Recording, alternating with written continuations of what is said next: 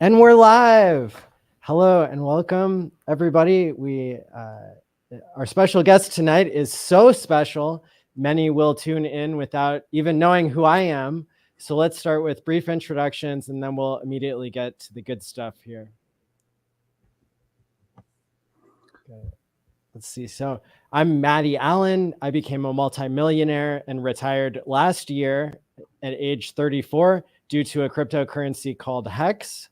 I spent years studying clinical psychology and integrative neuroscience, specializing in addiction research, brainwaves, and behavior change.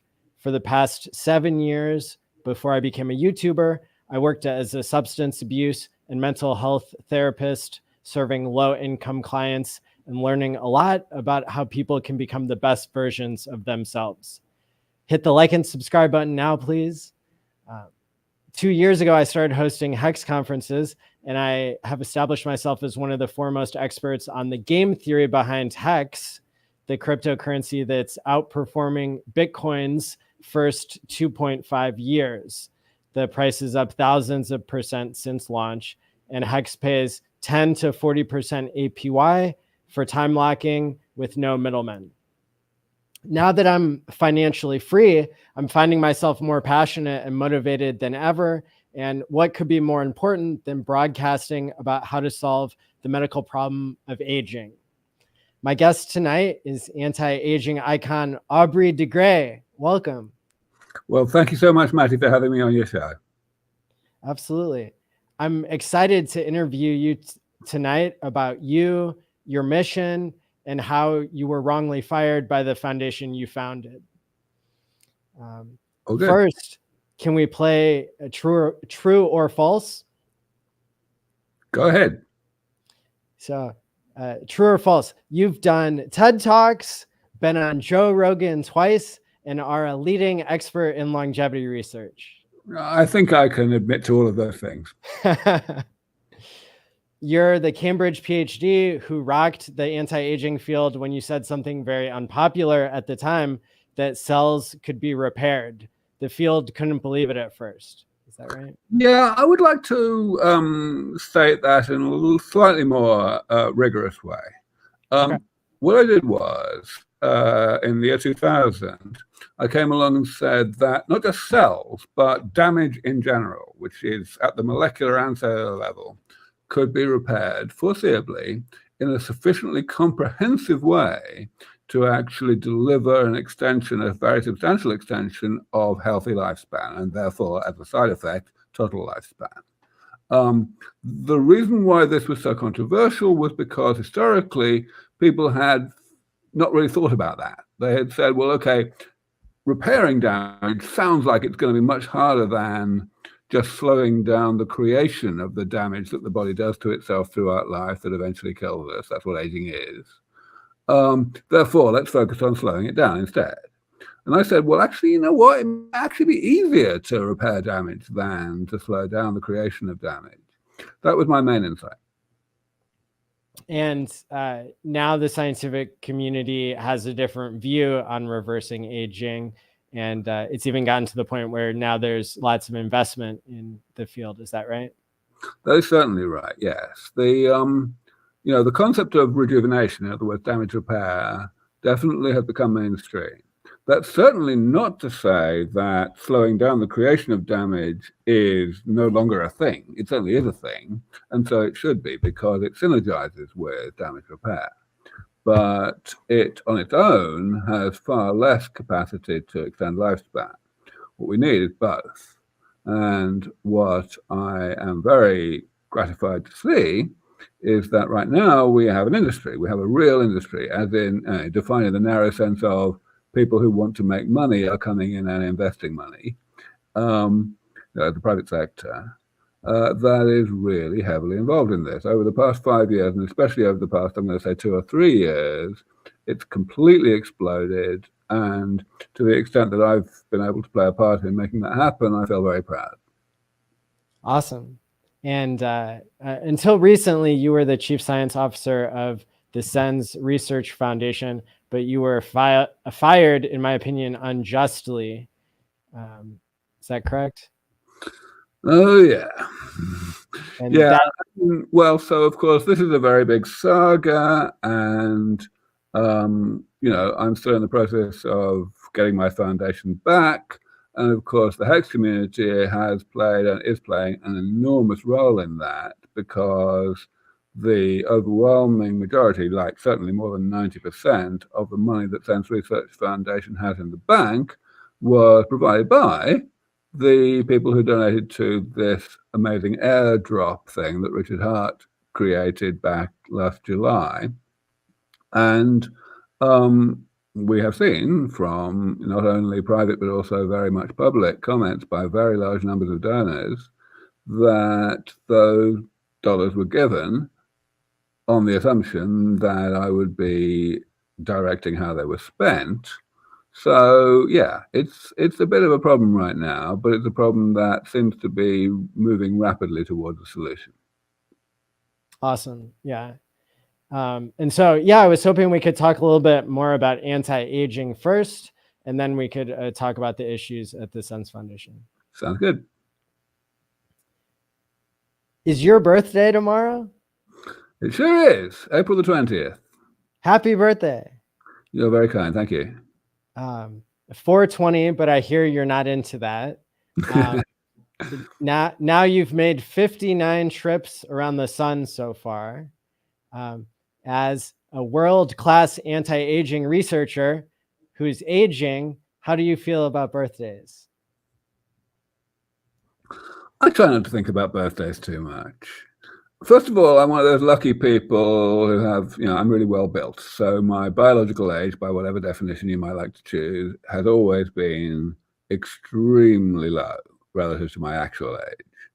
I have, very youthful metabolic state and cognitive state and everything you might want to measure. So I don't think about it very much, to be honest. But the other reason I don't think about it very much is that I've always been driven much more by humanitarian goals than by selfish goals. I've always wanted to, to help everybody, not just to help myself. And even mathematically, that makes sense, because the fact is, anything that's really pioneering, any technology, you never know how long it's going to take to come to fruition. And so insofar as it might be beneficial to yourself, you have to say, well, okay, your own contributions to making it happen sooner rather than later will only change the probability that it will benefit you by a very small amount, a small percentage. But in the case of aging, what we've got is 110,000 people dying every bloody day from this thing, right? So, I'm fairly sure that I've brought forward the defeat of aging over these 20 years that I've been working in it, by quite a few days. And therefore I've saved quite a few multiples of 110,000 lives, right? Which is, quite a pretty good motivator. And I want to carry on doing that, whether or not I am one of the lives. That's a really good answer.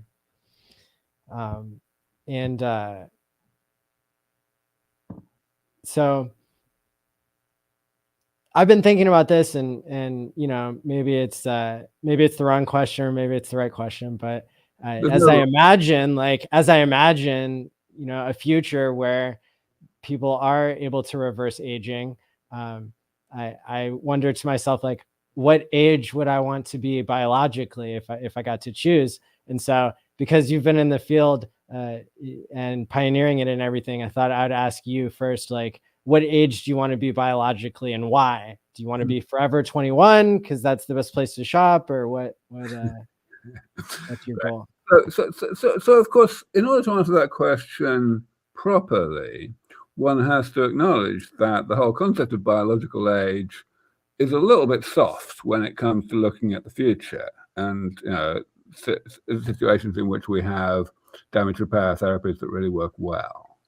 At the end of the day, the way we really ought to ask your question is, how healthy do you want to be? And the answer is, as healthy as they've ever been, right? Simple as that, right? So whether that defines biological age, that's dubious. Now the problem is that one thinks about age in so many other ways, in terms of like wisdom and, you know, experience and stuff like that, right? And, you know, so, you know, that's not biological age, it's sociological age or psychological age or something like that. And, you know, I don't think we can answer that question, because the fact is we're not going to be, you know, removing people's experience or wisdom or anything. We're not going to be rejuvenating people to, you know, to childhood in terms of what they know or anything like that. That would be you know, a bit strange. It's not, certainly not my goal, and it's not what these therapies would achieve. As such, therefore, we're looking at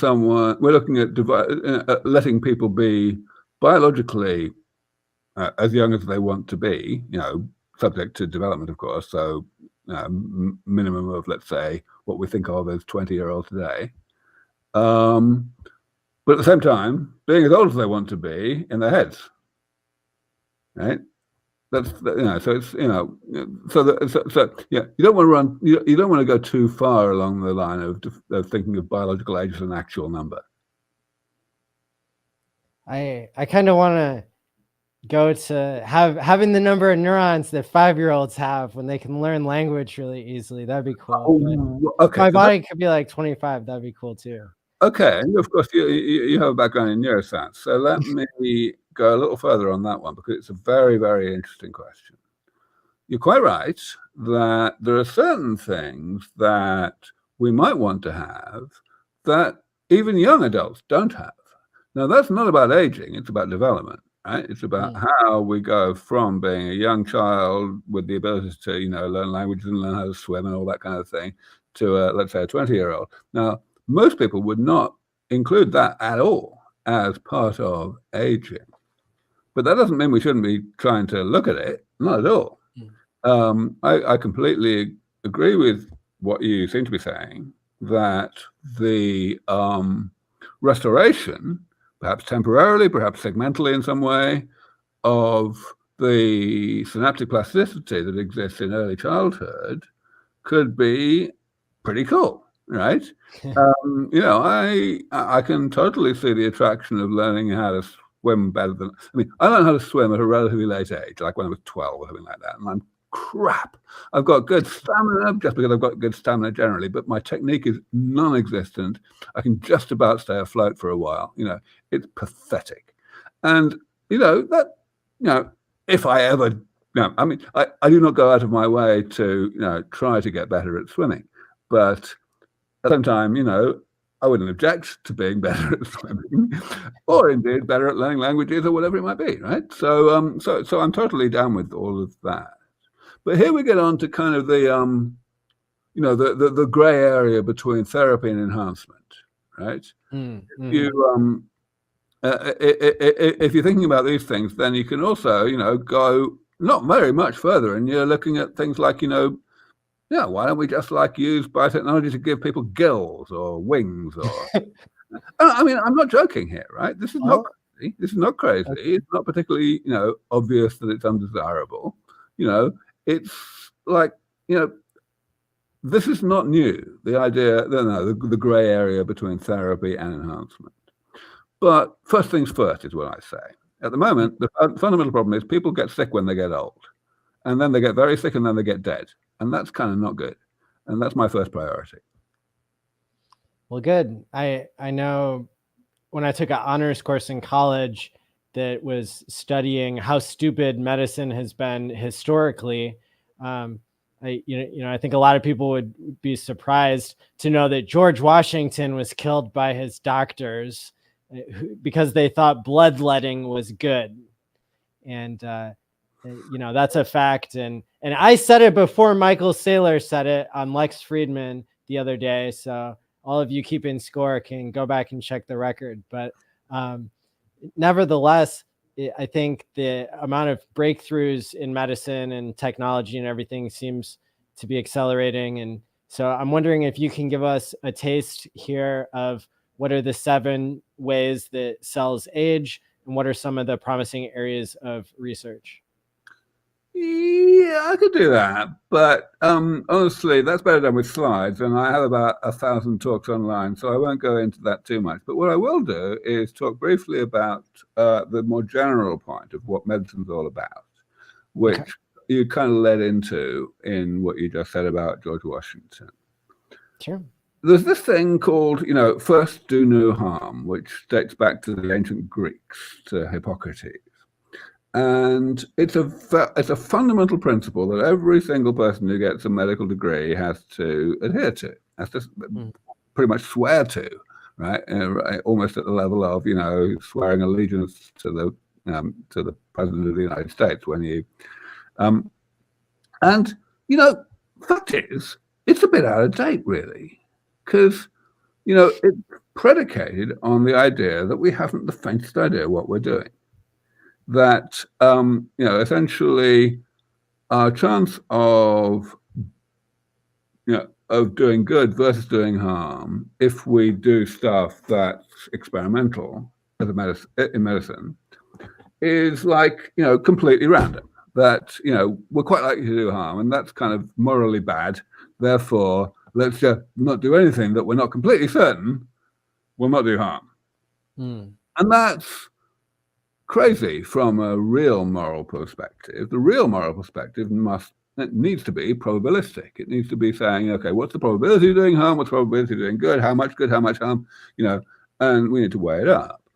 And these days, medicine is still black magic. Don't get me wrong. We still have, this astronomical amount that we don't understand about how the body works and so on. But still, it's not like it was in the 2,000 years ago, dear. It's like we do have the capacity, and thus, I believe, the responsibility to go beyond the first do no harm principle and to actually make probabilistic decisions about whether something is more likely to do good than harm, and how much good and how much harm. And that is still something that medicine is extraordinarily reluctant to do, and I think that needs to change. And it's going to have to change if we want to maximize the speed at which we bring aging under medical control. We'll have to make sure our marketing is better than Hippocrates. Well, Hippocrates was right for his time, is my point. The thing is that people are inevitably risk averse, right? And if you're a doctor, you'd bloody better be risk averse because of the addiction to litigation that exists in this country, which is not country of birth, of course. So you can see why it persists beyond when it morally ought to persist. But still, we have to fix it. It's not a marketing thing. It's a mindset thing. Well, in a sense, it's a marketing thing, I guess. All right. So you were asking about the 7 things. Well, so yes. So aging. So I have this definition of aging, which is not a controversial definition, but it is a bit different from how most of my colleagues will describe their definition of aging. And that's actually a bit of a problem in itself, the fact that different experts have different ways of saying what aging is, even though they're not actually contradictory, because it confuses people. It confuses non-experts. That pisses me off, but there you go. Fact is, aging is simply the lifelong accumulation of self-inflicted changes to the molecular and cellular structure of the body that the body can tolerate for a while, but eventually when those changes accumulate to sufficient abundance, they become pathogenic. In other words, they make the body work less well. That's all aging is. Now, when I say self-inflicted, what I mean is they are consequences, they are intrinsic consequences of the things that the body needs to do to keep it alive from one day to the next. The network of metabolic processes. And I call those changes damage simply because that's what they are, really. They are eventually problematic. They cause us to get sick. That's why damage is a good word for it. So then we have to ask, okay, so what? And the answer is, well, because if we understand damage, then we have a chance of doing something about it.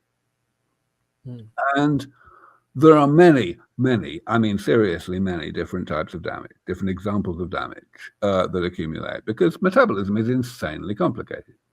Even the subset of the tiny subset of metabolism that we understand is insanely complicated, and that is insignificant compared to all the stuff we don't understand yet. But here's the good thing.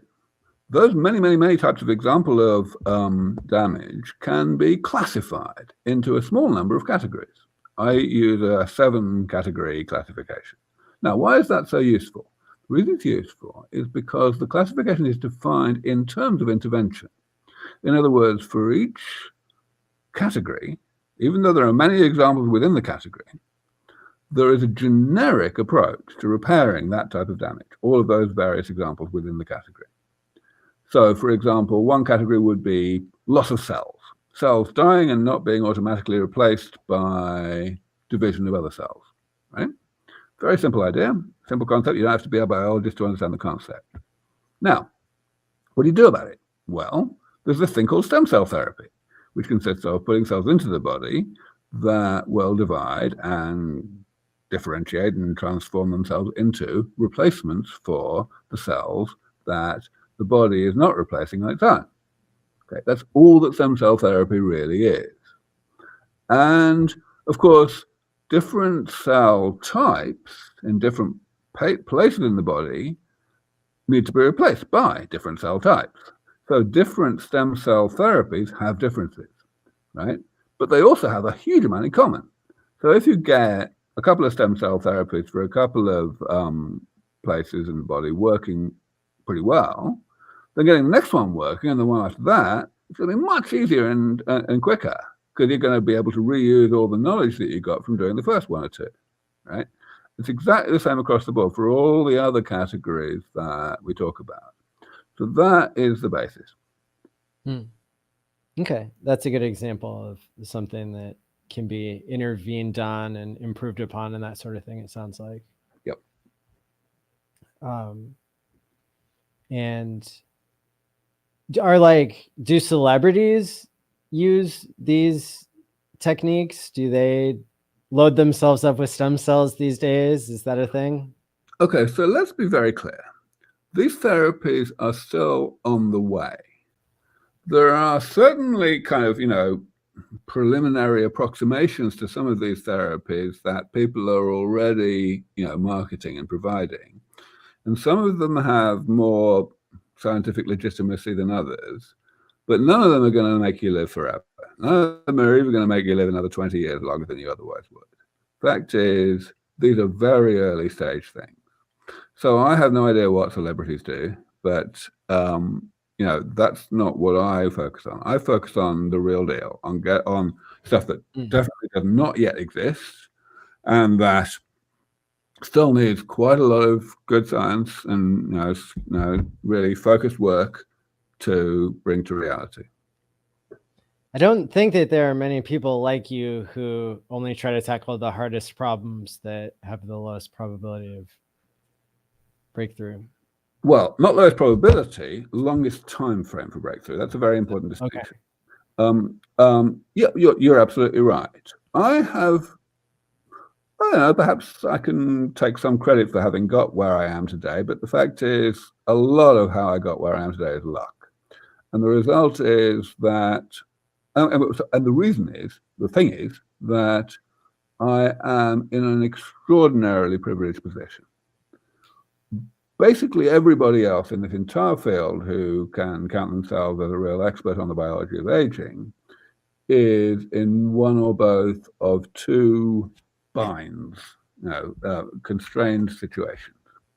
Either they're in industry, in which case they or their bosses are required to deliver some kind of product quite soon so that investors can profit, right? So there's an enormous short-termism pressure on such people. Or those people are in academia. Now, in academia, you may think simplistically that, whoa, no pressure of that kind. You're quite right. There isn't any pressure of that kind, but there's every bit a strong pressure of another kind, namely, you have to get papers published in high-profile journals, in order to get your next grant application funded, and in order to get your next promotion, and basically to feed the mouths of the people in your lab if you're a professor, right? And there's never enough money to go around. So you damn well better publish a lot of papers. And you'd better publish them in high-profile journals. And unfortunately, high-profile journals do not like to publish results along the lines of, we tried this and it didn't work. Therefore, you have to do low-hanging fruit. Again, it's an enormous, I mean, astronomical amount of pressure to be short-termist. So this combination of two things is why I focused on setting up Sense Research Foundation as an independent, purely philanthropic charity which could work on things for as long as it takes, and to bring scientists in who wanted to work on the actual difficult things and who themselves had personally suffered from this short-termist mentality, whether in academia or in industry, and who saw how glorious it was to be freed from that, which is what I have given these scientists the opportunity to do. So yes, at the moment, Sense Research Foundation remains the only organization in the entire biology of aging community that is working on the stuff that is quite hard. Awesome. You know, it reminds me a little bit of a hint of kind of what some of the people in the Hex community are doing in terms of most broadcasters are trying to sell their audience something. And for us, the incentives are such that we can turn off advertisements on our YouTube channel, and we don't have links to take people to leveraged exchange platforms and that sort of thing. We kind of have a certain type of freedom to say what we want and to teach people about the things that we think are the most important. And I think in other areas of broadcasting, and certainly YouTube and cryptocurrency, that's not necessarily the case. Yeah, that's a very good analogy. Now, another question I have. So 50 years ago, when you were 9, you decided you didn't want to learn how to play the piano because you wanted to specialize and change the world. During and after your PhD at Cambridge, your brilliance and privilege allowed you to excel in AI and the computational sciences, but then you abandoned your cushiony job teaching to take a much harder path and to lead the crusade against aging. Why did you make that transition? Were there any relationships that influenced your switch to the field of biology? Right. So yes, that's exactly what happened, except that, well, I actually didn't have a teaching position in AI. I was doing research. But yeah, the reason I switched was because of discovering that biologists were, by and large, not interested in aging. I had gone through my whole life, wanting to work on really, important problems for humanity and improve the human condition.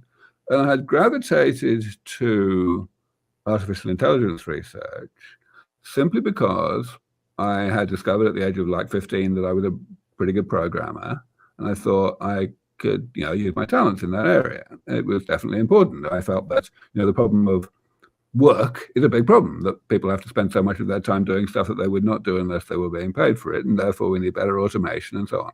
So that was all great, but I always knew that aging was by far a bigger problem for humanity.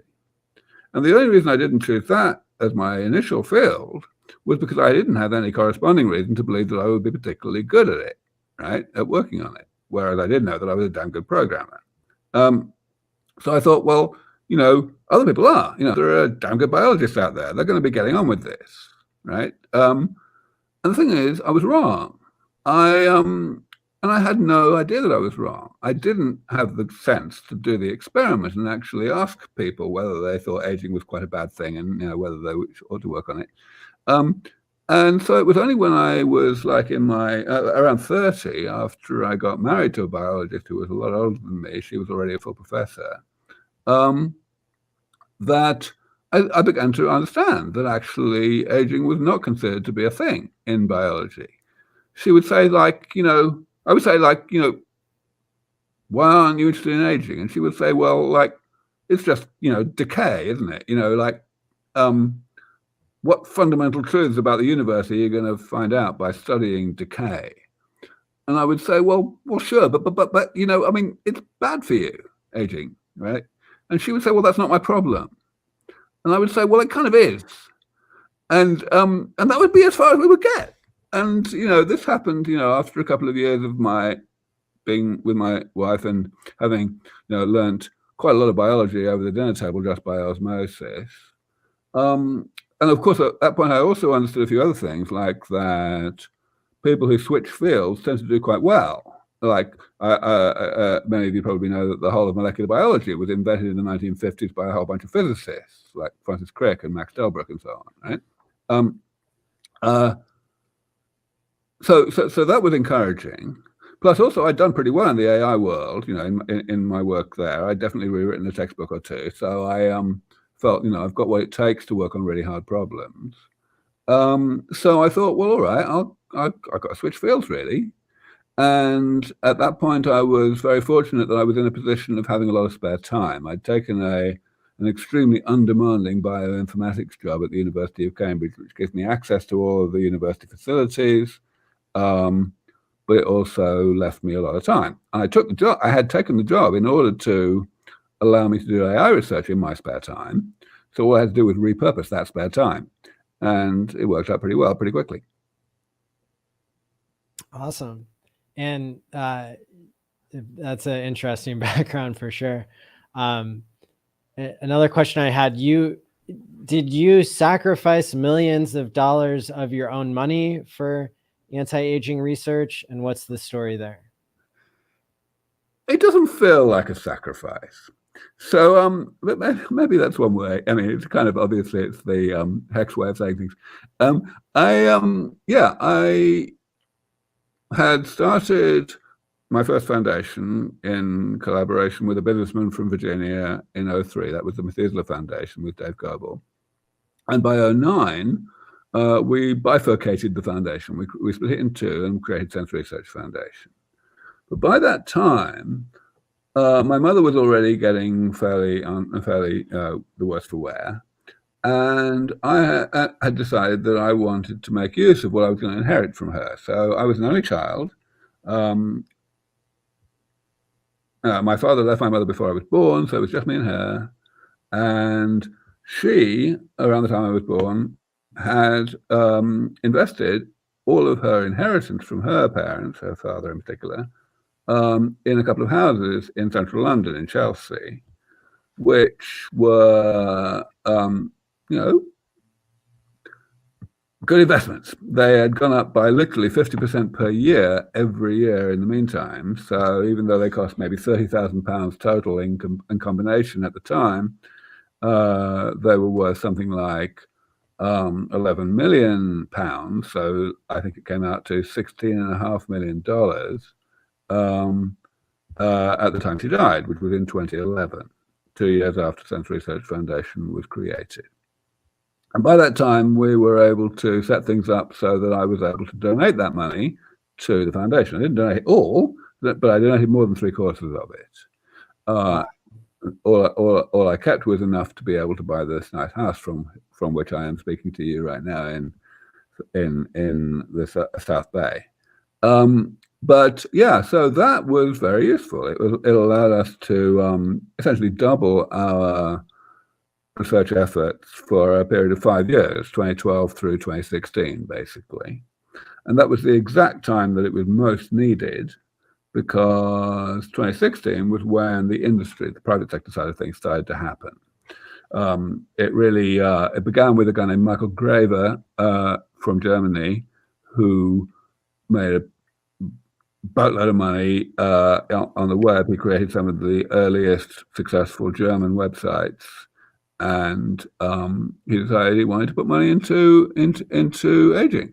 And he'd come across me and my work, and he decided, okay, he's going to invest in this area, but he's also going to donate. So he committed in 2016 to putting about $1 million a year into investments, but also another $1 million a year into the foundation itself. And that was just the start. The following year, Jim Mellon came in, a very successful and brilliant British investor. And then there was Christian Angermeyer and all manner of other people. So the industry took off pretty quickly, just at the time that the money from my inheritance was running out. Awesome. And you certainly led by example there. So that's well, I hope so. Yeah. I mean, I certainly, I wasn't shy about letting people know that that's what I had done. Perhaps nobody's really come along and said that they did it because I did that. But I think that may have had an influence. Yes. All the meme people on the internet would like me to ask, when immortality, sir? Yeah, right. How have your predictions for escape velocity changed or stayed the same over the past 17 years?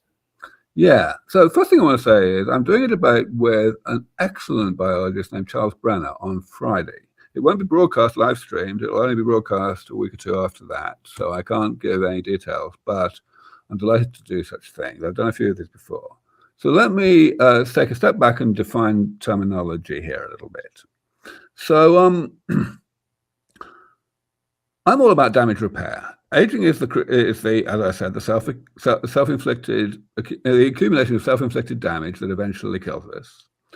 And the rejuvenation approach, the sense approach, is all about repairing that damage, periodically as well as we can, not necessarily perfectly at all, but enough that we postpone the point at which the damage reaches a sufficient level of abundance that we get sick. So that definition is what gives rise to this thing that I started talking about in about 2004 called longevity escape velocity.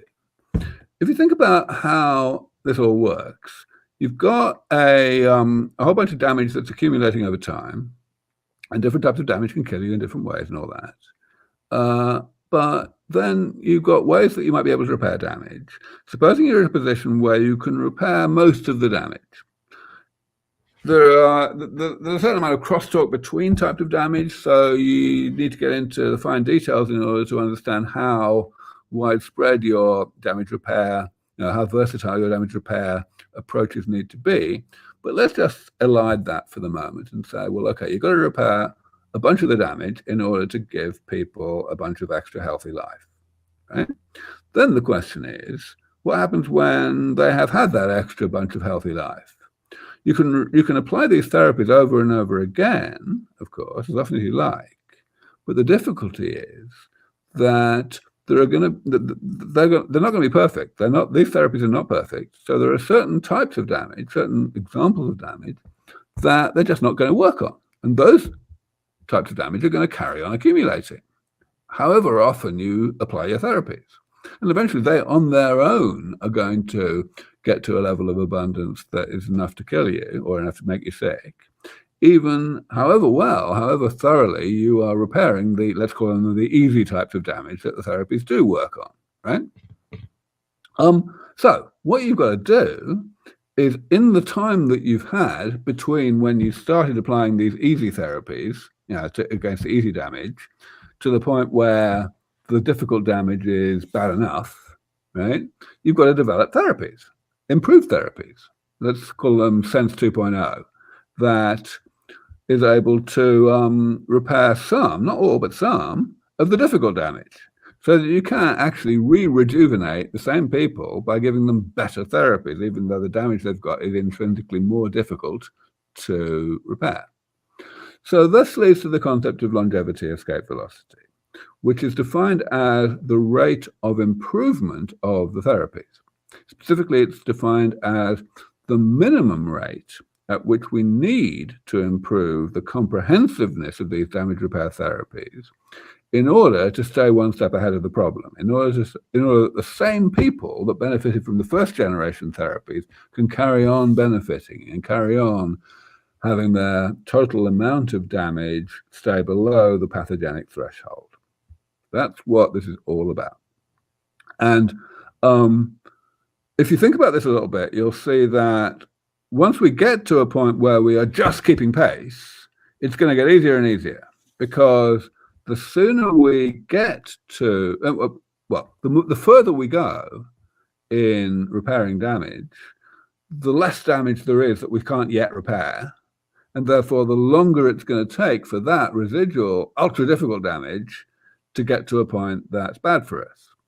So actually, the rate at which we need to continue improving the therapies slows down. Longevity escape velocity slows down over time, unlike, the singularity where you've got this accelerating change, right? And that's critical because it means that once we get there, once we get to longevity escape velocity at all, there's no way in heaven's name that we're ever going to fall back below it. Even if we have a really bad century, where we make almost no progress, it's just not going to matter. It's going to be fast enough. All right, so that's longevity escape velocity. And the question you're asking, of course, is how soon are we going to reach longevity escape velocity? My current estimate is that we have a 50-50 chance of getting there within about 15 years from now. And that means that anyone who is biologically 70 or so at that time is in. They just, so long as they have access to the state-of-the-art therapies at any time going forward from then, there's basically no chance that they will die of anything that is age-related, anything that is a result of how long ago they were born. But, of course, that 15 years is extraordinarily speculative. So I always emphasize that there's at least a 10% chance that we won't get there for 100 years. Any really pioneering breakthrough like this, you have no idea, really. I always look at powered flight. So everyone said, oh dear, powered flight, top physicists were saying that it was theoretically impossible right up until the Wright brothers got off the ground, right? And that is certainly true. But you can also make the converse point that Leonardo da Vinci very probably thought that it would take considerably less than 400 years for his designs of helicopters and so on to actually, come to fruition. So, for pioneering technologies, it's a crapshoot. And I'm emphasizing that very strongly. All I will say is my estimate for how long it's going to take is probably better than yours. That's all I will say. Well, the more people can get involved and the more funding that happens, probably the better. Is that right? That is certainly true. Yeah. I mean, it's been especially true for most of the time that we've been doing this. So I think one part of your question 5 minutes ago was, how has the estimates changed? How have they held up? Right. And that's a very interesting question if we look at the history of this. So I started giving estimates maybe 18, 19, 20 years ago, call it 20 years ago. And I said that my 50-50 estimate for how soon we're going to get to longevity escape velocity is 25 years. That was 20 years ago, and now I'm saying 15 years. So I've slipped 10 years. That's not good. But here's the thing that is good. If we divide that 20 years into two, and we say, how much did the estimate slip in the first 10 years and how much did it slip in the second 10 years? They're not the same, not even slightly. In the first 10 years, almost no progress was made. I was still saying like 23, 20 to 25 years. So it slipped by like a factor of 4 or something like that. Whereas in the subsequent 10 years, in the past 10 years, it slipped by only, 1 and a bit. It's like, hardly slipped at all. So we can then look and say, okay, why did it slip when it did? And the answer is money. In the first 10 years, we were ridiculously short of money. And I was very sure that we could go at least 3 times faster if money were not rate limiting. Whereas in the last 10 years, money has been much less rate limiting, especially in the past 5 years. And now, of course, mostly thanks to the Hex community, it's hardly rate limiting at all. It needs to stay that way, of course. I definitely know that we need to carry on moving as fast as we can. But I have a very good feeling that now we have a critical mass of wealth behind this mission, that really believes in what we're trying to do. It's not driven by the profit motive, it's driven by the humanitarian motive, exactly the same as I've always been. Awesome. And actually, I got to meet Dave Goebel at the Bitcoin conference, and we sat down and talked about one of the things I'm interested in kind of pursuing is this Philips deep sleep headband that uses slow wave sound signals. only when you're in deep sleep, as measured by the EEG sensors on it, to give your brain the boost it needs to back up the data between the hippocampus and the prefrontal cortex, and to get the memories backed up correctly. And that's kind of a promising area for Alzheimer's research. And but Philips recently stopped making the device because I think it's because their patent ran out, and because they couldn't figure out how to get people to wear it, because people don't like wearing things in their sleep. So my idea is, well, maybe people could use cryptocurrency to pay themselves to wear the headband, to set up a contingency management type of thing. And so I think I'm going to mail Dave one of the surviving headsets that I have and see what he thinks of it. But yeah, I mean, of course, there's many ways to take that forward. I mean, my first interest would be to take the technology forward, to make it, to develop something that was a kind of version 2.0 of it, that did not actually need a headband, but rather could be done without actually wearing stuff in your sleep, or wearing something less invasive or less annoying. That's a really good point. Yeah. Okay. I'll definitely keep that in mind and talk with him about it as well. Let's totally discuss that more offline. Sure. So let's see. There were a number of other questions I have here to get through. So Vitalik is one of the biggest donors to the Sense Foundation prior to last summer. Is that right? Oh yeah, Vitalik has been a huge supporter. He read my book when he was 14, and when he got into a position to help financially, he did not hesitate. He's a dude.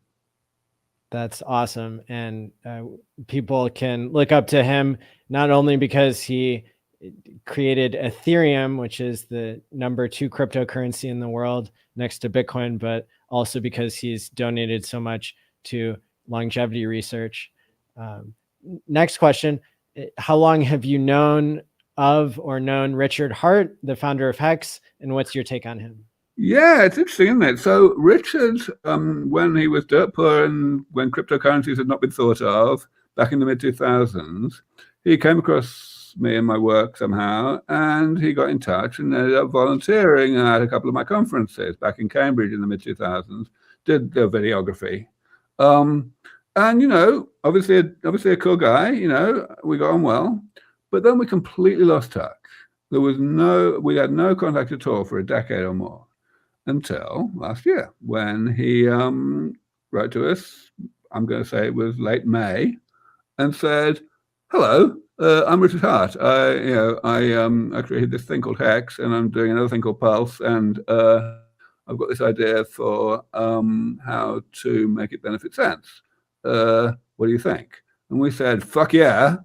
And it took a bit of organizing, but obviously we made it happen. And yeah, so yeah, there was this long interregnum when I had no contact with Richard, but I am overjoyed to be back in contact with him, not only because of the success of the airdrop, but also because he's just, he's very much a man after my own heart. We are both kind of, I don't know, we're kind of slightly larger than life figures, I guess. We use our charisma just as much as we use our talent, technical talent. Mm-hmm. That's incredible. And for those wondering what a pulse chain is, or kind of what the idea is, over the past year, I witnessed and was part of a team of about 70 brilliant minds who contributed game theory to the pulse chain project. It's a network that Richard Hart will launch in about a month, which will beat Ethereum 2.0 to market. And that is, Richard is creating the first full system state fork of Ethereum to address the problem of high fees, which means everyone will get airdropped a free copy of whatever coins they hold on Ethereum, like, for example, dog coins and Chainlink and all the popular ERC20s. And they'll get a copy on this ultra low fee pulse chain network. And so that will that'll be exciting for a lot of people, and it could also help fix things with the native Ethereum chain, because it might lower fees there, having taken some of the things that clog up the system, such as NFT projects, find a better home for them, because again, people will get a free copy, and so they might be wanting to use it and not pay high fees, and so that's pretty exciting. And again, I think that what both Vitalik and Richard Hart are doing for the world, which is creating crypto millionaires and giving their own money to fund longevity research, that's super on point. And I'd publicly thank them for their contributions to an issue that literally affects everyone. In my own small way, I want to keep giving to the Sense Foundation. Well, specifically to you, I donated $10,000 to your efforts through the Pulse Chain sacrifice, but then I was upset when I heard that the Sense board was not using these funds as I intended them. I suspect, as myself and many of the other donors, we were giving because we knew that you would be directing the funds. Can we talk about the timeline of what happened after the Hex Pulse community donated $27 million to the charity that you founded? Yeah. So I mean, so I guess really what I should do is talk about what happened before then, first, because there was a great deal of tension within the foundation concerning the direction of the foundation. Of course, I was always the soul of it, the talisman, the definer of direction and so on. And what has made Sense Research Foundation unique has been something we've already touched on here in this talk: the independence from the short-termist constraints that limit the range of things that other people and organizations can do. And increasingly, my board of directors, whose composition essentially came into existence by accident, a decade ago, they had a more corporate view, I guess. They wanted to kind of catch the wave of, this emerging industry and take the foundation more mainstream. And this kind of never really mattered very much, because at the end of the day, everybody knew that I was in control, really, that everyone was donating to me and so on. But over time, the board found ways to begin to undermine and sideline me. And this came to a head shortly before the airdrop, in the form of what can I say? I mean, I have to be slightly careful because, of course, we are in a legal process right now.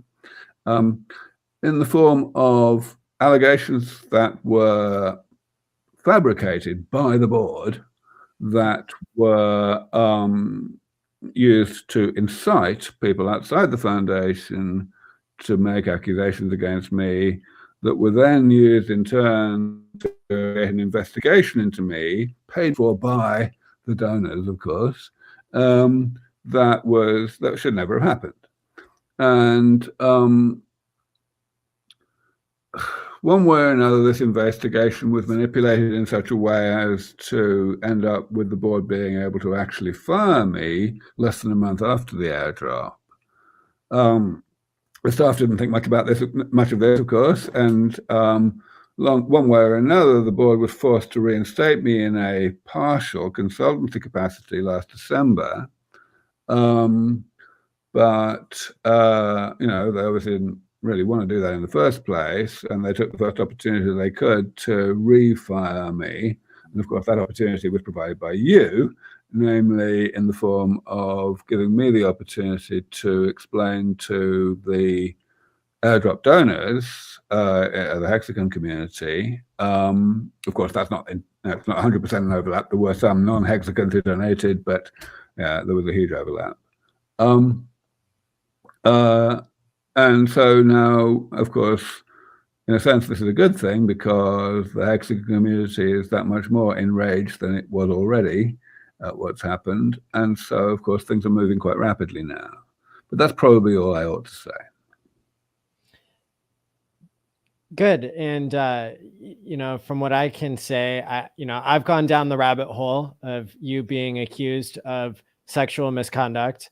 I've read the emails and the external investigation, and I've even read arguments on what's supposed to be both sides. To me, it seems abundantly clear that that this was brought up to sabotage you and your research. And, you know, there's a number of points that I think have led me to that conclusion. There was a CEO who was doing a bad job, and he certainly had a motive to get rid of you because you were asking people to do a good job and not a bad job. Yeah, I think, you know, you're such a good person that someone had to go back 8 to 10 years in your emails or history to find an issue to try to crucify you for. And, you know, you made a couple of comments to women that may have been bad. And, you know, I think it's important for people to understand what the nature of those comments were, because I think a lot of people stop listening these days when somebody supposedly gets canceled, and it's like you're guilty until proven innocent. But in this case, even when you're proven innocent, it's like you're still guilty for some reason, and that's wrong. And that's something that I think the Hex community has a long enough attention span to go beyond, is this this whole cancel culture, because it's a problem that is now directly affecting human lives and human longevity. Yeah, so I want to say something here about this. So the fact is, like, my EQ does not match my IQ. That is for sure. And there have been rare occasions over the years when I have purely unintentionally made women uncomfortable. Purely unintentionally. But, you know, I'm not the only person whose EQ doesn't match their IQ. And I, you know, also I'm a colorful extrovert character, and a large part of how I've been able to do what I've done in this movement is by being that.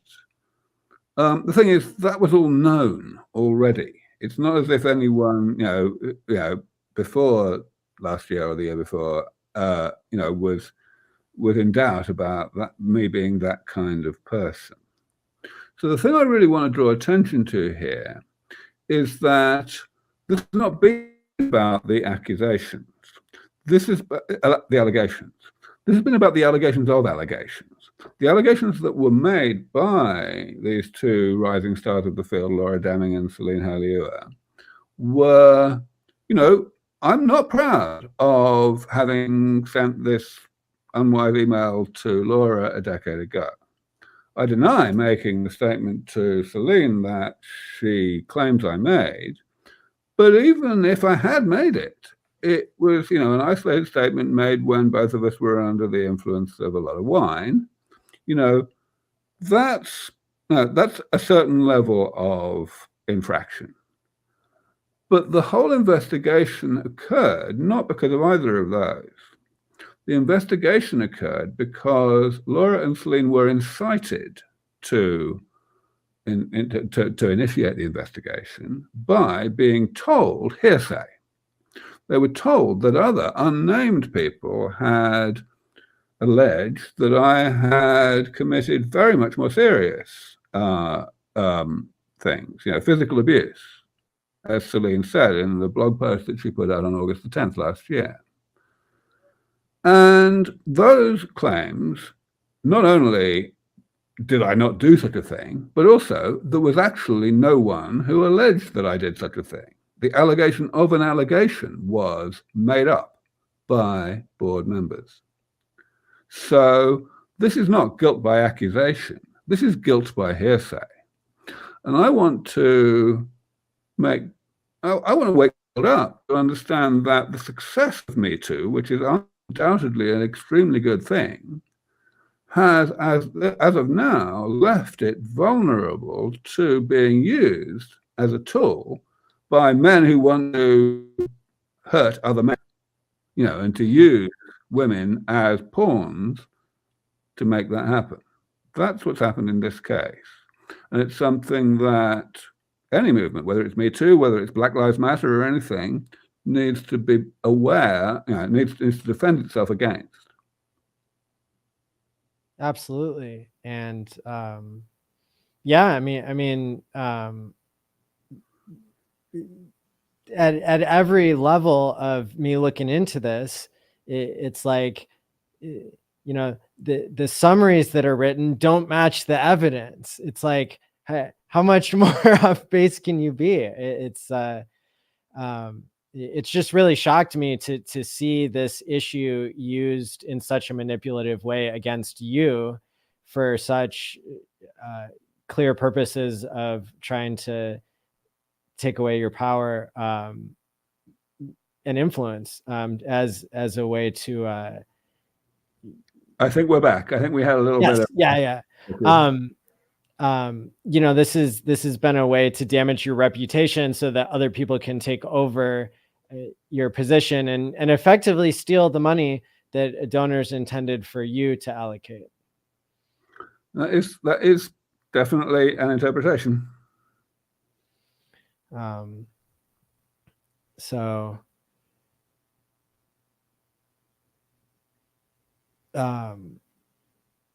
it's just so shocking that that these things that you've owned up to and that are comments from 8 to 10 years ago, you didn't sexually assault anyone, you didn't force women to sleep with you.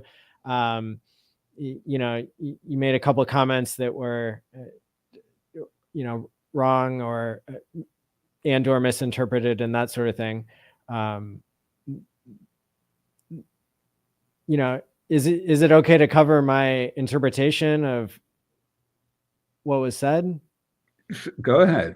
So I think you said something weird or joked 8 to 10 years ago about how a woman could feel free to sleep with longevity donors to advance the cause. No, I didn't say that. I never suggested that anyone should sleep with donors to advance the cause. I did say once, 8 years ago, to one woman that it made sense to me that women might flirt with donors to advance the cause. That is all I ever said and all I ever thought. And furthermore, when I said it, the person in question reacted negatively to that. And I immediately recalibrated my thinking on this, saying, okay, even if I might think that way, it's not something that I should suggest to people, and I never ever went anywhere near that ever again. So that's one of the two things that was under investigation? Not exactly, no. So Celine kind of said that did say that at the dinner, I'm going to say 3 or 4 years after this thing I'm talking about, when I know very well that having done this recalibration, there's no way I could have said anything along those lines. She claims that I said something much more serious. Namely, I actually asked her to sleep with a donor, a potential donor, right? Nowhere in the world could I have ever said anything a million miles from that. But of course, she's claiming that this conversation happened without any witnesses at a dinner when we both drank a bunch of wine, so it's unfalsifiable. And then I guess the other situation was you had been mentoring a young woman who skipped several grades and graduated college as a 15-year-old or something. Yeah, Laura Deming got into MIT at the age of 14. She did 2 years there before dropping out to become one of the first cohort of fellows of what was called the 20 under 20 program, the Teal Fellowship. I had already known her by this point since she was 13. And, you know, she was an extraordinarily precocious person in every way. So I very much treated her as an equal. But I certainly did not talk to her about any sexual matters. However, she said something to me in an email in 2012 that kind of made light of something flirtatious and led me to believe that maybe I could start to be a little bit less careful about the range of topics that I spoke to her about. But I did not become less careful. I just mentioned that I thought maybe it was time that I could become less careful. That was all. And she didn't respond, and I didn't respond, and that was that. And for the subsequent 9 years, we had an extremely productive and cordial and so on, personal and professional relationship. We were very good friends and very good colleagues in the field. So, you know, as she said in her blog post on August the 10th of last year, she'd just written it off as a mistake. Yes, she thought it was a mistake, but she wrote it off as an innocent mistake. And that's no surprise because, let's face it, she just spent the previous 2 years at MIT, you know, which is full of people who have hearts of gold, but who have an EQ that doesn't match their IQ, right? Yes. Smart people don't always have the best social skills and can say weird things, but could not realize when their words might be misinterpreted. Yeah. Yes. So those were the two incidents that are just such a bogus reason, it seems to me, to they were not the reasons why Laura and Celine initiated this investigation into me. They initiated the investigation into me because Jim O'Neill, the CEO at the time, who was in the process of being fired at my instigation, went to them and told them, untruthfully, that there were multiple other, much more serious allegations of sexual misconduct on my part. So they were given to believe that their relatively mild experience were just the tip of some really sinister iceberg. Of course, what Jim O'Neill did not reveal to Laura and Celine was that he was in the process of being fired at my behest, and therefore that he had an enormous motive for revenge against me. Mm-hmm. And so the SENS board decided to waste $500,000 on this investigation. That entirely originated from fabricated allegations of allegations that originated with that same board of directors. And that doesn't include the cost of the reputational damage to you and the foundation, which could be even far more costly. You don't say. And then after I started reporting on and exposing the bogusness of all of this, the board then seemed to switch their reason for ousting you from the foundation that you founded and chose to refire you for, one, speaking at the Hex conference, and two, for your refusal to participate in a rigged substance abuse assessment. Yeah.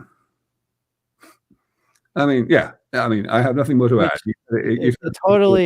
It diminishes their credibility, and personally offends me as somebody who worked for 7 years dealing with individuals who were court ordered for substance abuse treatment.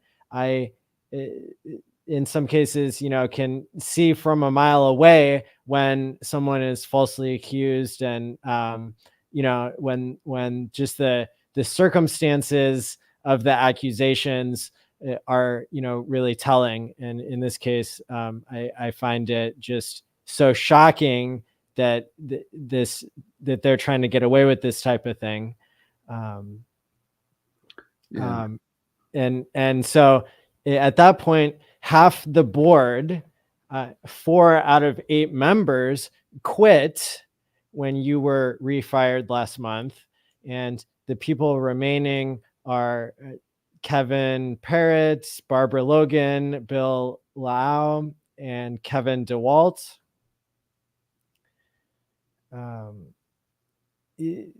are these people, are they sabotaging the 27 million that the Hex community gave because they are, sorry, I should have said, what is the likelihood that the board is sabotaging the $27 million on behalf of venture capitalists who profit from the sickness of aging, or having a conflict of interest because they have a different company that's competing? Well, I mean, I think this has evolved over time. I mean, of course, I can't speak for them. I can't look inside their heads. And certainly from my point of view, the way they've been behaving is just about as irrational as it can be, because it's going to be seriously damaging their day jobs. The vilification that they're inviting. Yes. But, I think it's evolved. I think initially, a lot of the board anyway, essentially genuinely believed that now was the time for the foundation to become more mainstream and to move away from the radical, bearded guy. But as things have become more and more vicious, it's become more and more a case of self-preservation and knowledge that, they've got to just find, I mean, they're just in blind panic now, as far as I can tell. Really, I mean, the idea of actually offering me a board position out of the blue last week, I mean, it's just like it beggars belief, really. It was so transparently this pathetic attempt to mollify the donor army, and try to trick them into believing that they were actually nice people after all. And obviously it was a spectacular failure. But yeah, I mean, the motives of these people, especially the ones that remain, I mean, there's various ways to look at it, aren't there? You could say it's a bunch of irrational things, like they're just cognitively incapable of, losing, or of admitting they made a mistake, or various things like that.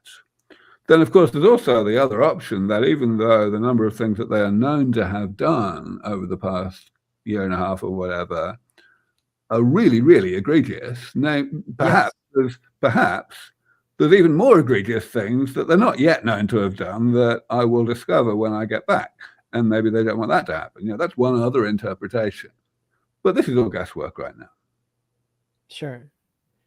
And yeah, I mean, this is something that we're all interested in, the donors, because we do come from a world where, incentives are kind of what we trust. And, that's how we predict human behavior in Bitcoin and Hex and all these other things.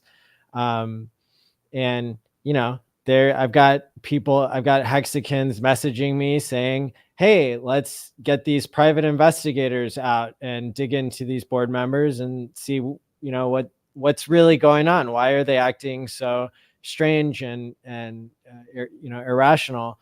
And I think they are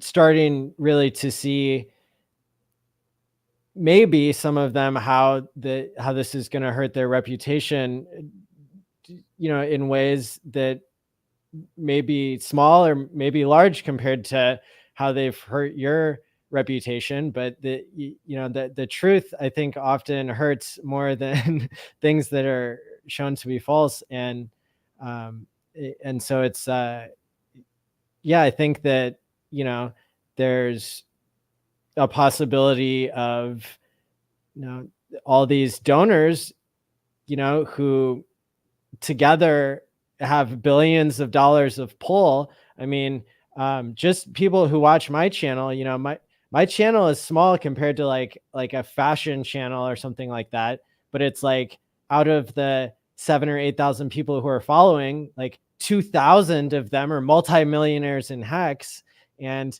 sacrificed millions of dollars for Pulse. And it's like, well, if Hex keeps retracing what Bitcoin did, and if Pulse ends up doing anything compared to what Ethereum did, it's I mean, we're talking about a huge force. I mean, so the, you know, the California Attorney General, Rob Bonta, he doesn't like people abusing power and harming others. And so these 4 board members that are not doing the right thing right now, they're not reinstating you. They're not stepping down. They're, you know, they're the ones that are setting themselves up to be, I think, personally sued. And, you know, maybe their insurance coverage isn't gonna cover that. I don't know.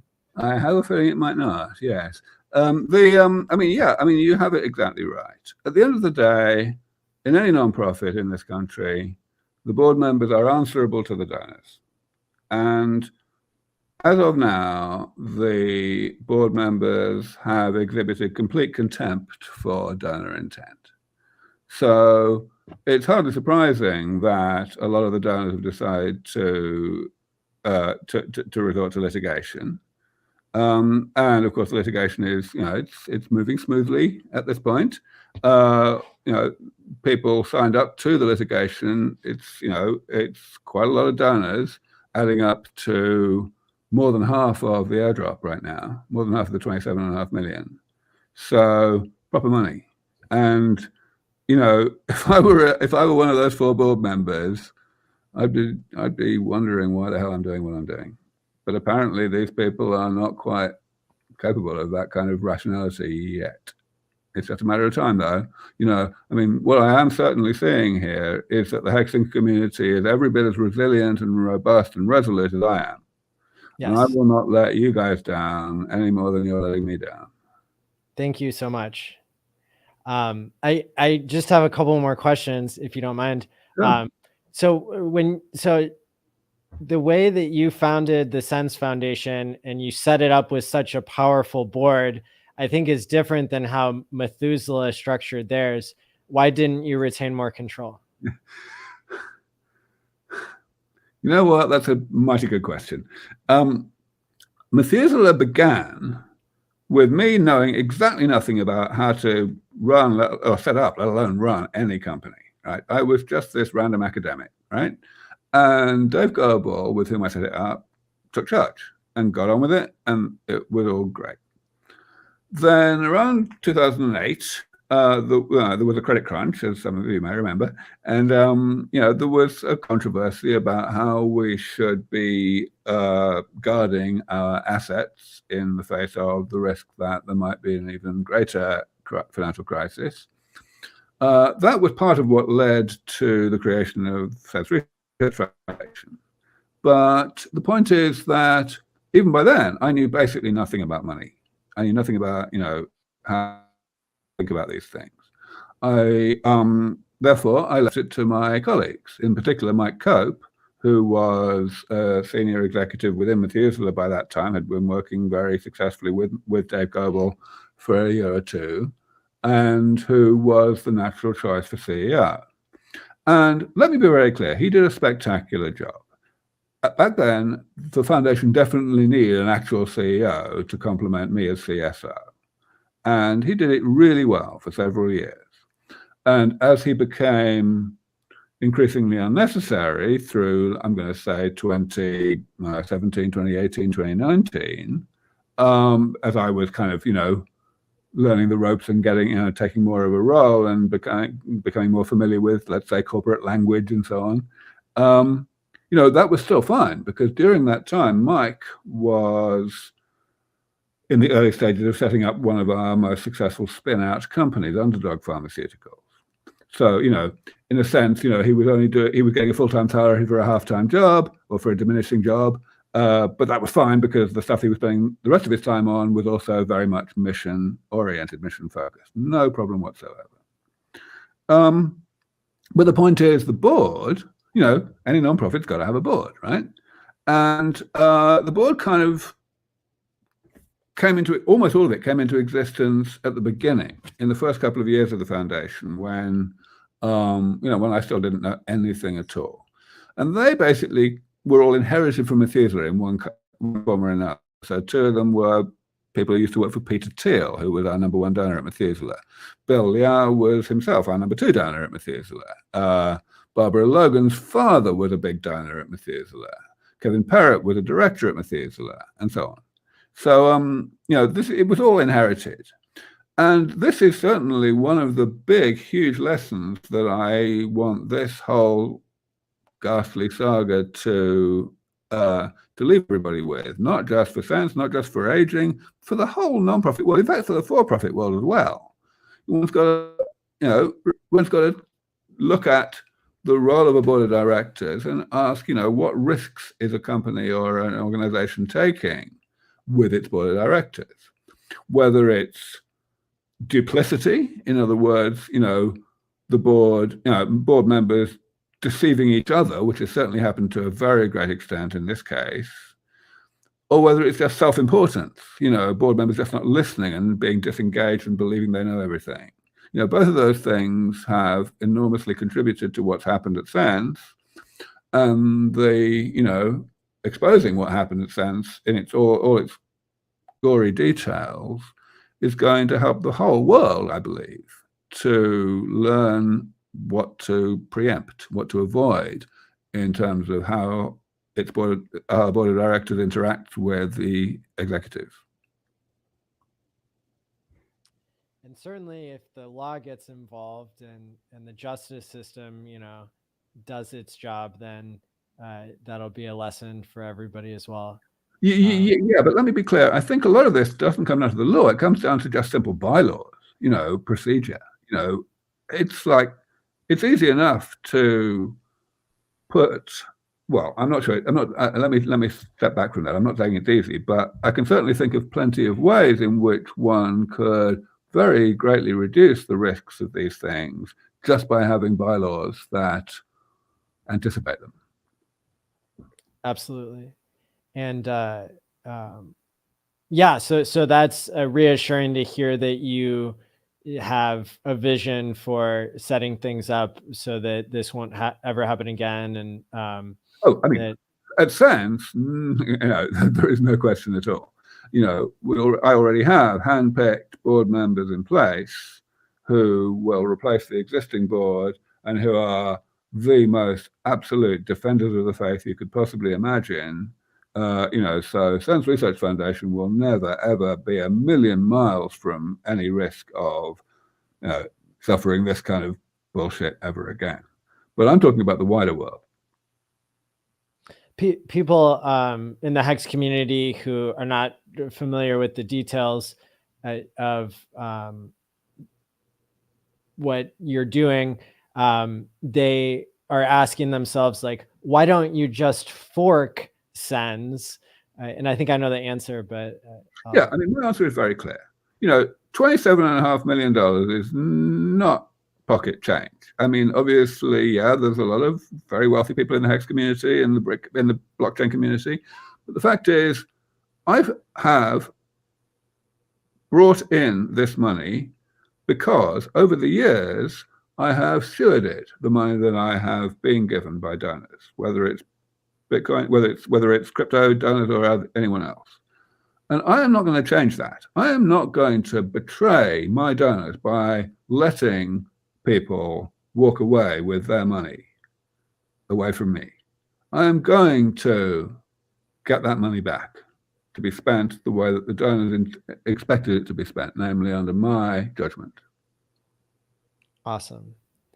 And it seems like also, all the people that you've attracted, the scientists and everything that are still working at the Sands Foundation, of course, are people you can't just fork.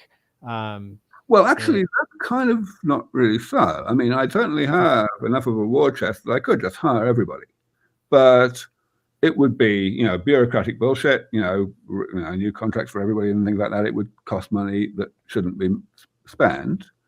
There would be a whole bunch of other stuff, relocation and so on.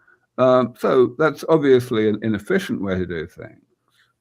The staff are certainly completely loyal, and they're definitely, so far they have not been forced to do stuff that's contrary to what I want them to do.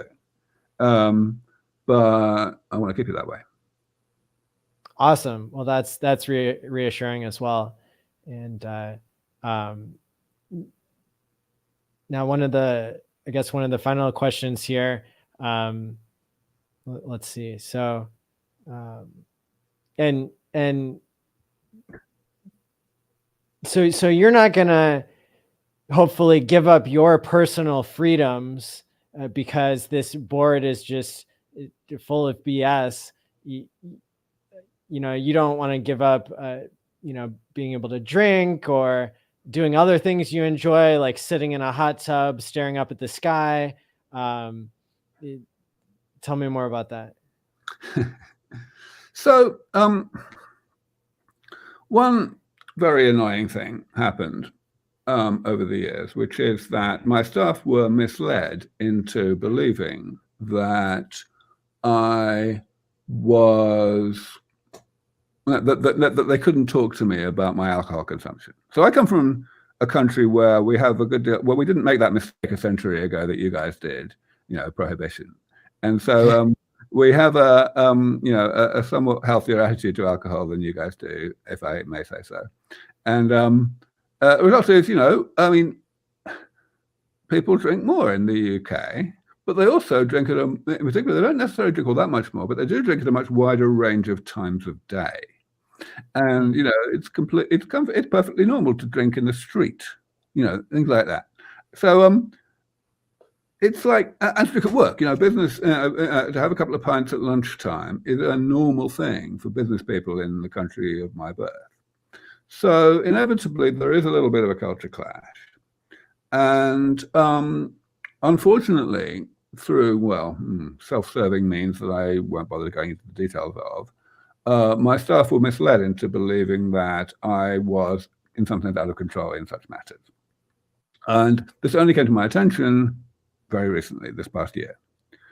Long and short of it is, I now have a damage control situation to handle, in the sense of essentially reassuring my staff that actually I drink very well within my safe metabolic limits. And that involves, getting blood work done, which I've done, but it also involves showing that I'm not addicted. So I'm actually, as of literally 2 days from now, I'm going to be literally going completely dry for 3 months. Just to show my staff to reassure my staff that I can. I won't enjoy it, that's for sure, but my staff are extremely valuable to me, and I owe it to them to reassure them. So that's why I'm doing it. Good for you. That's awesome. And yeah, so it was something you talked about on Rogan a couple of years ago. And it kind of, I think, is a point where kind of, people are thinking, what can I do to live longer? And it's like, alcohol affects people differently.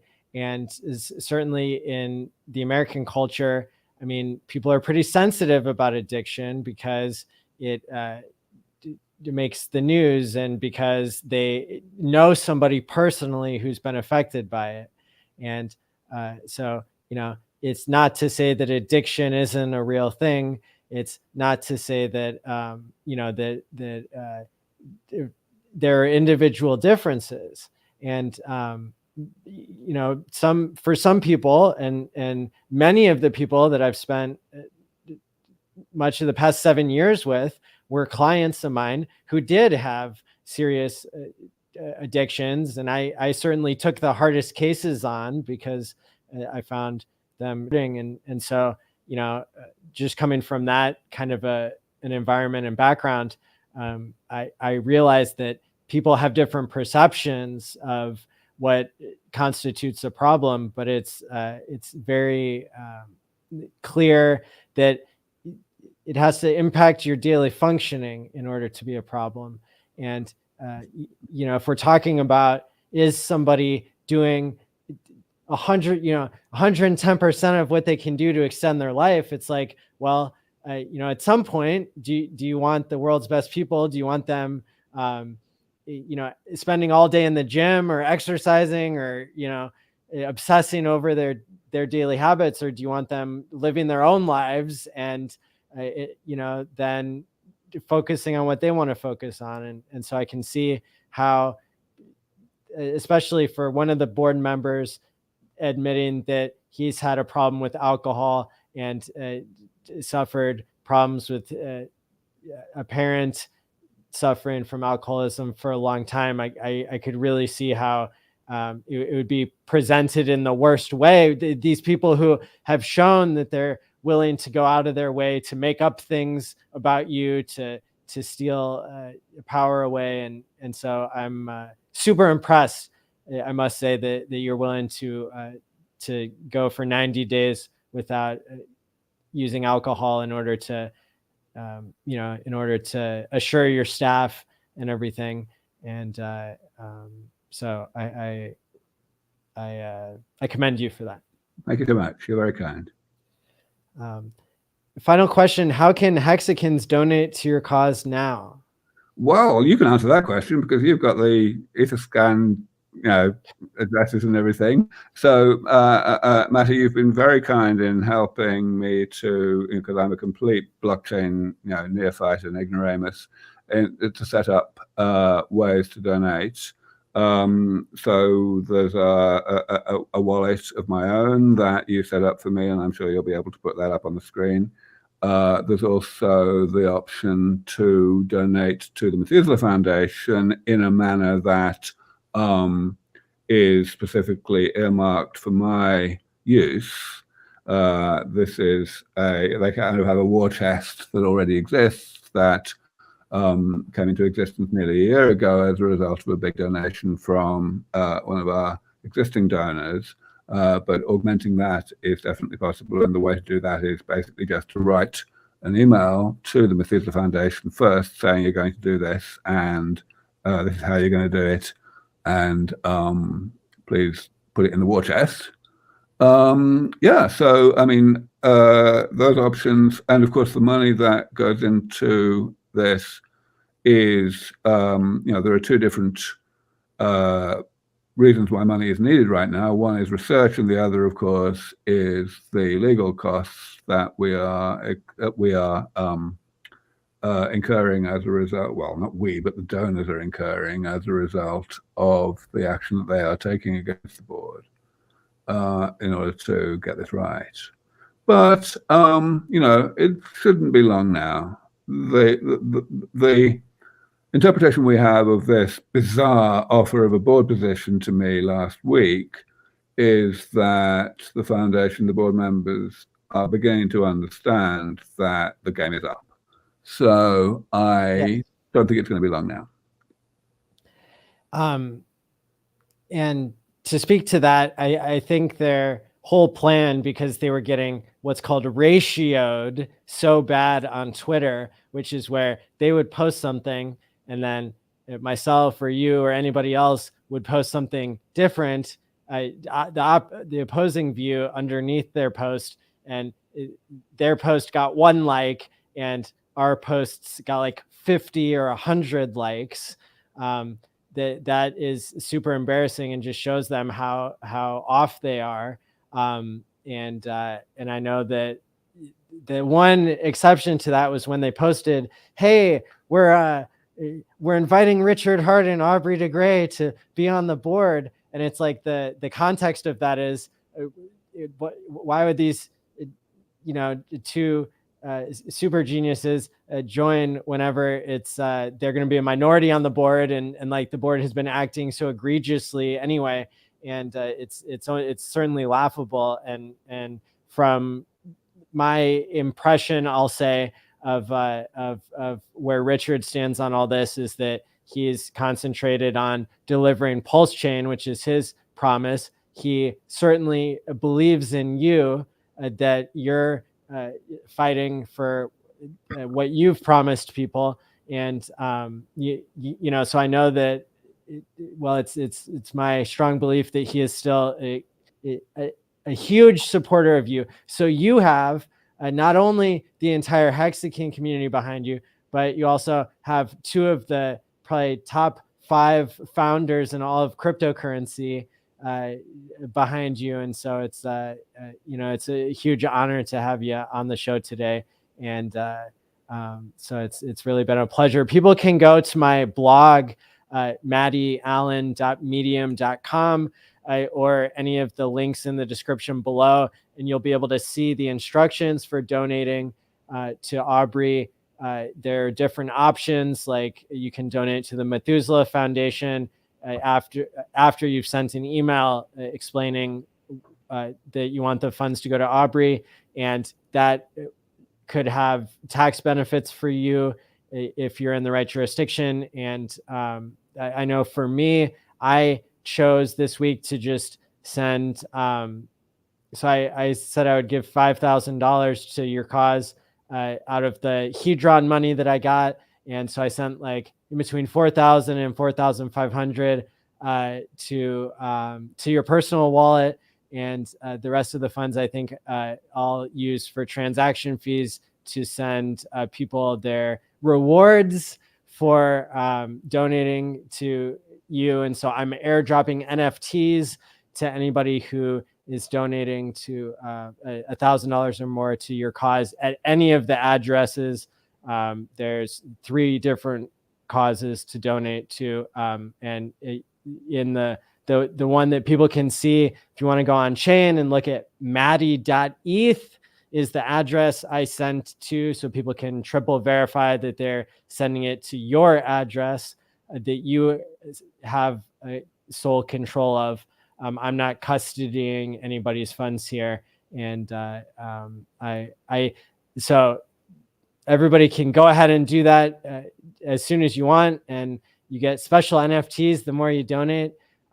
We've also had a number of super chats here, and thank you so much to everybody who's donating to the channel.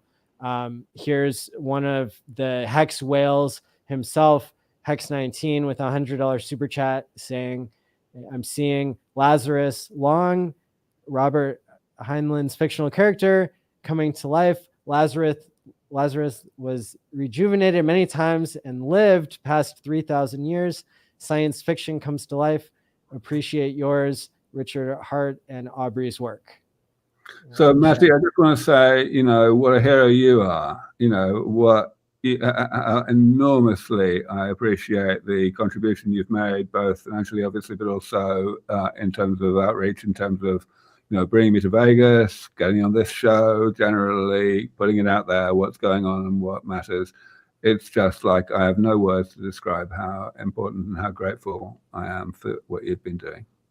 Well, I feel extremely lucky to be, contributing to this cause, with somebody who's so iconic and who I really admire so much, ethically and morally and everything. So thank you so much for everything you're doing. And we got David here who's going to take over with the rest of the show, and probably wants to say hi before you take off.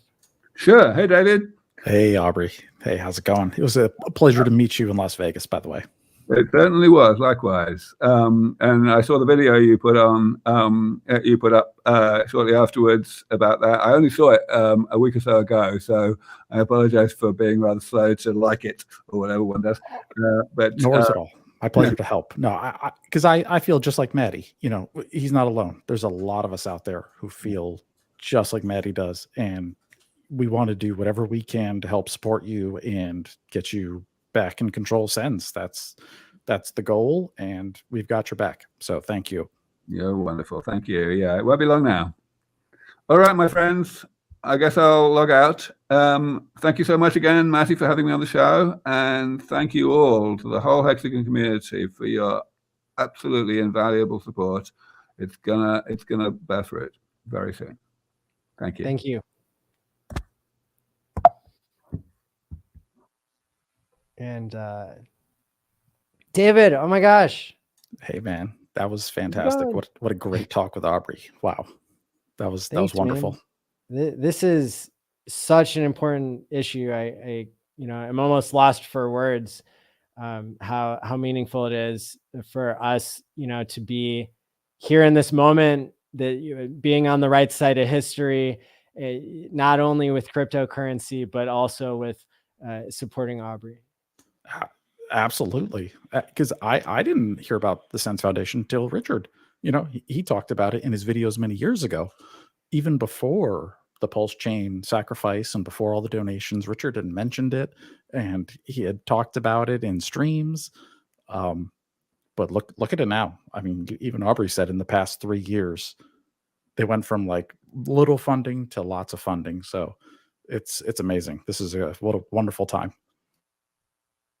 I didn't have a chance to talk about it as much while Aubrey was on screen, but I think that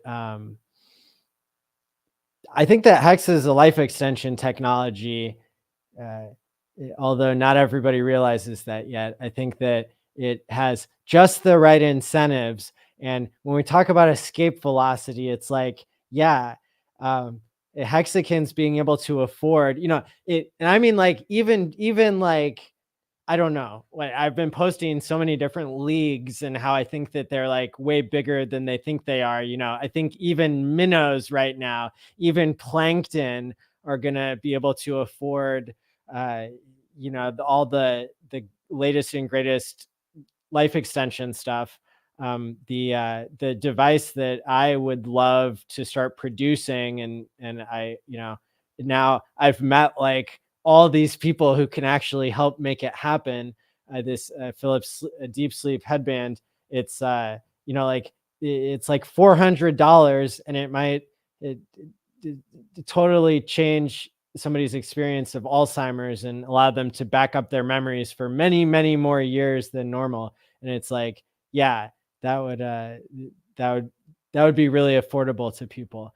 Oh yeah. I also wanted to say, like, I know lots of people have had questions here in the chat, and Aubrey has done an awesome job of making himself available at certain times for people. And even though we had so much to talk about to try to clear his name and get everybody up to speed on even what his background and motivations are and stuff, I feel bad that we didn't get to answer the questions that I saw. Bitfinesse, I will personally get you in touch, and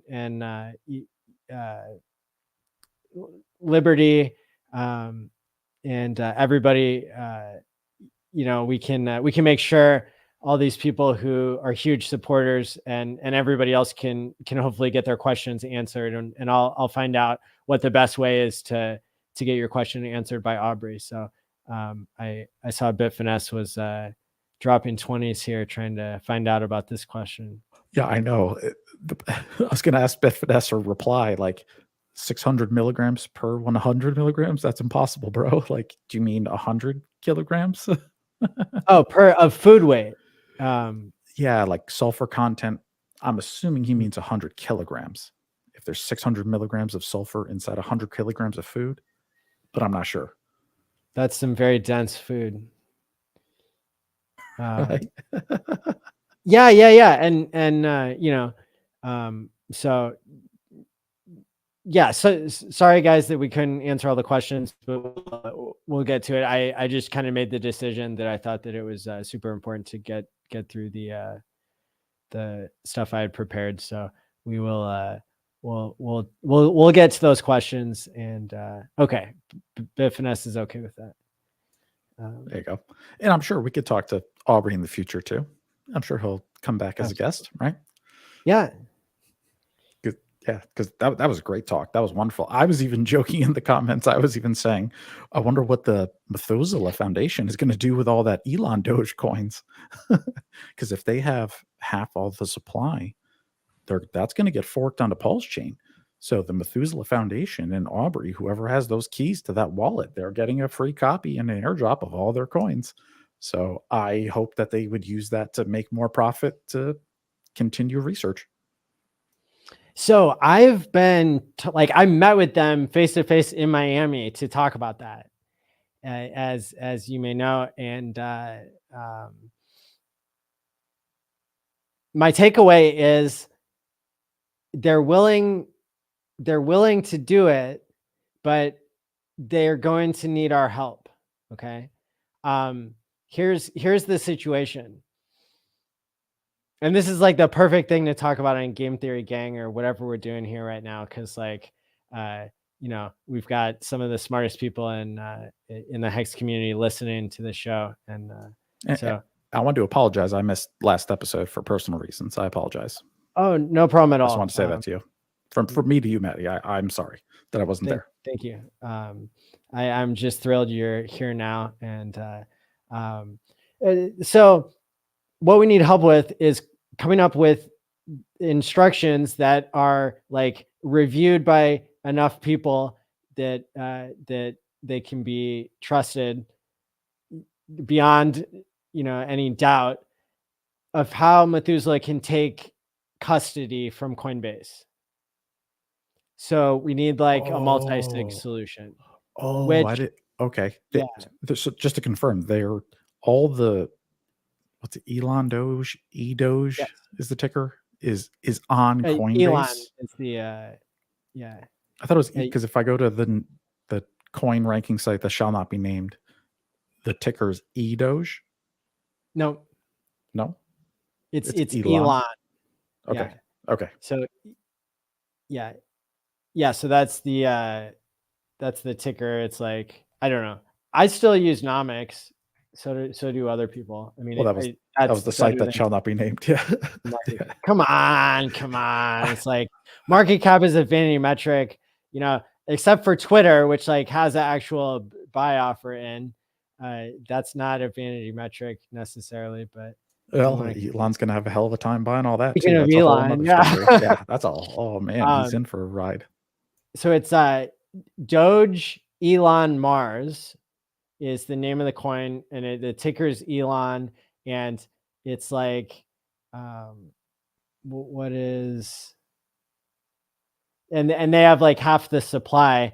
And 3 weeks ago I was talking about it, and I wasn't sure like if there was some funny business going on, but then we found out from the chat and from other people that the majority, like almost all the coins are accounted for, that they're not like in some weird, they're probably not in some like weird dev wallet that's like trying to pull a fast one. This is like an actual situation where it's like a legitimate thing. Not that I would be like out there buying it myself, but like it's like the coins that are Methuselah's, are they in Coinbase custody? Yes. So okay, but are they? This is weird because like Coinbase has a product called Custody. It's called Coinbase Custody, and it's for institutions, and it's like a cold vault. Okay, yes. Then they can't trade. Then they can't. That's not regular Coinbase, and it's not Coinbase Pro. Then they can't send those coins. Like they're stuck because it's like you pay them to like cold storage it, and it's offline. And like pay for that. Okay, all right. So so they'll get their copy. They're willing to take custody. Okay, if we can help set them up with a multi-sig. Then using Gnosis Safe on Ethereum, which is a multi-sig wallet, which is also what Staker app is built on, then yes, we can. That's exactly what Vitalik uses. That's what Staker app uses. That's how you do multi-sig. They could transfer their coins to that. Pulse chain fork happens. They get their duplicates. Then they can even take their Ethereum side, send it back to Coinbase custody from the Gnosis Safe, and then they just have their Pulse chain Gnosis Safe is hot. That's yeah, we could do that. That's totally doable. Easy. Okay. And so I would need some help from people to just come up with a list of instructions on how they would go about. And we really do have to think about the game theory of like, how do they make sure that somebody doesn't run away with all the money? And so it's like, they would have to each have their own MetaMask set up.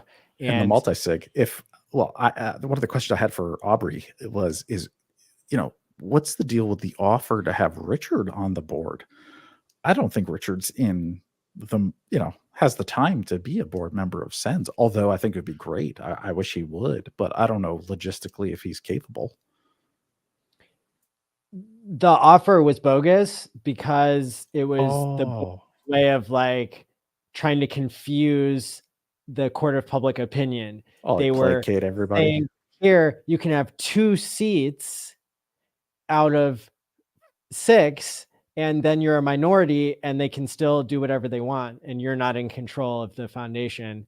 And they literally just tagged Richard Hart in it because they knew that it would get like 150 likes. Gotcha. So that, okay. So that offer. So we're going to, okay. Gotcha. Aubrey just needs to take out the whole board. Gotcha. And yeah. So, and from my, let's call it educated guess about what, you know, Richard would want, I think that he would not be interested in it, but there's like a missing stream that hasn't been uploaded to my knowledge yet, although I haven't been looking all day today. But like, apparently I think he made some comment like, oh, it's cool that I got invited to be on the board of this charity that I raised $27 million for. So he kind of like bragged about the invitation, but at the same time, I highly doubt that he's considering it because he's so busy with delivering it on his promises for Pulse Chain. Yeah. And on Richard's stream last night, Richard even said that they had offered him the spot, but he wasn't sure if he wanted it or could do it. Yeah, exactly. Yep, exactly. Which is what I figured. Like Richard's not, he's too busy. He's got other things to do. If everybody's when Pulse Chain, sir, well, we need Richard to focus on that. He can't be on the board of Sens. That's what Aubrey's supposed to do. We want Aubrey to control Sens. We want Richard to do what Richard does. That's right. You know, and even myself, after watching Richard's video last night, I ordered some hardware for the validator and it's on the way. So I'm so excited. I finally got some firewalls and power supplies and battery backups and all kinds of goodies that I just ordered. So I'm so excited, man. I'm getting ready now that because Richard said, could be a month at a minimum. That's soonest is 4 weeks now. And then it could be any minute after that. So I'm getting ready. So I'm so excited. Congrats to all of us, especially you for. I guess. I just spent to order the goodies. I bought a whole bunch of fucking computer hardware on my credit card. And I'll tell everybody, I should have just bought Pulse on day one. If people are thinking, hey, I want to run a validator, I want to get a server. No, you don't. On day one of Pulse Chain, just buy Pulse. That's it. That's all you got to do. And you're going to make a lot of money. You're going to be not financial advice, but typically when coins like this come out, in the beginning, if you dollar cost average during the launch, you're going to have a great time. So that's all I got to say is get yourself some Pulse. And I'd be honored for anybody out there listening. If you want to vote for me, that'd be great. I really appreciate it. And yeah, I'm super excited. Very, very cool. And you got you got your own hashtag right now. Feed the feeder. Yeah. Thank you, Mango Junkie, to that one. And Bitfinesse for keeping it going. So lots of stuff going on. So I guess what are some specifics if we wanted to provide the right instructions for the Methuselah Foundation, which is, it's kind of like, in some ways it's like the parent company of Sens, but they're like separate. It's just Aubrey and this guy, David Goebel, who I met. They founded Methuselah together. Methuselah is like, the name comes from the Bible, who was like somebody who lived the longest. And the reason they picked that name is because at the time, 10, 20 years ago, everybody was still thinking it was immoral to live long. And so they wanted, to be able to address that concern by being like, well, what about Methuselah from the Bible, who was allowed to live super long and wasn't unethical and that sort of thing. So I think we've come a long way in like the public opinion area and everything and all that. But certainly this is a foundation, it's going to be super ironic, okay, that the coins that Vitalik took, the $300 million worth of dog coins that he gave to the Methuselah Foundation, that he's going to get a copy of those coins, or that, the foundation's going to get a copy of those coins, and we'll see which one's more valuable because of Richard. It's Yeah, actually a because of small Richard. community. Isn't that weird? How it's like Yeah. Vitalik and Aubrey and Richard and like all these really, really OG crypto guys are actually starting. They're really starting the longevity industry, right? Like we're seeing its birth. Aubrey's going to be like 10 years from now, he's going to be looked at as like the pioneer of the field, right? Like Aubrey started the longevity movement, and then he found Richard and Vitalik in the crypto industry, and then boom, that's how history was made. Yeah. Yeah, I mean, like it's already practically the case in academia, for sure. Yeah, and I respect Vitalik. I wanted to give you a shout out for shouting out Vitalik earlier as one of the largest donors, and he really is. Him and Richard, man, they put in more money to Methuselah and Sens than anybody else. And Peter Thiel, obviously, shout out to him and others. But Richard and Vitalik are really doing this, man. And as much as Hexicans make fun of Vitalik and we joke about ETH, we all need ETH, Ethereum. We use it every day. That's what Hex runs on. If it wasn't for Ethereum, Hex wouldn't exist. So, we all stand on the shoulders of giants in some way. Yes. So shout out to those guys. Thankfully for us, they're still alive. We get to talk to them and we get to interact with them, especially Richard and Aubrey. It's amazing, man. They're right here. They're still alive. They're legends that are with us, and we're not done yet. We're just getting started. The future's still to come, Yeah, I mean, I think it's public knowledge that Vitalik actually gave Aubrey $10 million of funds that are still at Methuselah, waiting to be deployed. So that's really cool. That's good.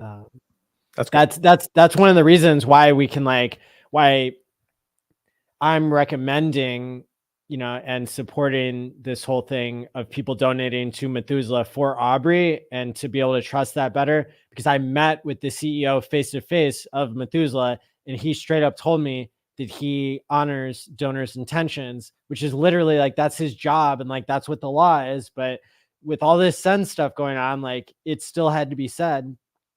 And Vitalik said, here's $10 million just for Aubrey, and here's more millions of dollars for you guys. And he gave it to Methuselah, and Aubrey has access to that. Whereas, so that's part of the reason why I'm confident, and people know that I don't just throw around donation addresses without doing my proper research and making sure of everything. So people can donate to the legal fund. They can donate to, I'm just trying to pull it up here. They can donate to the legal fund. They can donate to Aubrey's wallet that only he controls, or they can donate to the Methuselah Foundation. And that's the last one is the only one where you get the tax benefits if you are eligible for them. But everybody who donates at least $1,000, I will send you I will airdrop you an NFT. This is a picture of how beautiful the NFT is. I gotta step away for 1 sec. I'll be right back. Go ahead. I already sent the first one out. I'm saying that I'll send them monthly, at least, maybe more often than that. But I like it when the gas fees are low, so that we're not wasting money. But I think Kincaid Honey was the first person to do a $1,000 donation other than myself, and so whoever that was on the blockchain got the first NFT that was sent out here. And at some point we will also honor getting physical lapel pins that match these. So that'll be really exciting for me to get that order sent off now that I'm not traveling. And you get it's very subtle, but it's cool that way, that you get an extra ring for every order of magnitude more that you donate. And so if somebody donates like $10,000 or more, then you get like 2 rings on your NFT and lapel pin, not just one, all the way up. So it's like 1,000, and then like 10,000, 100,000, and then 1,000,000. And it doesn't have to be all at once, and it doesn't have to be in one wallet. It just has to come from the same address. And so, let's say that Kincaid Honey or myself, like, let's say we've given $1,000 so far, and we get the NFT for level 1 that has like 1 border around it. And then let's say 2 years from now, he and I have both made like multiple millions of dollars more from Pulse Chain and Hex and stuff. And if we were to give then $100,000, then we would get like, we'd go up 2 levels, and we would get the NFT for the 2nd border and the 3rd border. And then maybe 10 years down the road, we're, multiple 100 millionaires.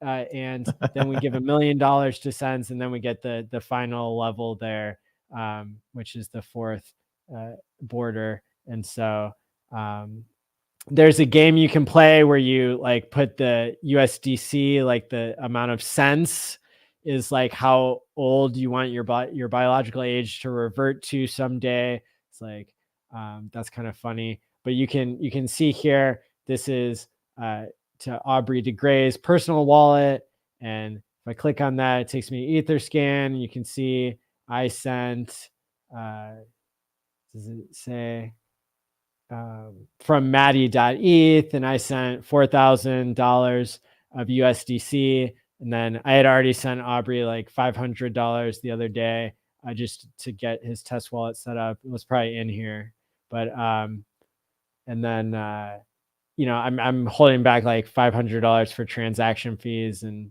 at some point I'll probably just donate way more than that too. But that's how I'm going to get to my $5,000 that I promised.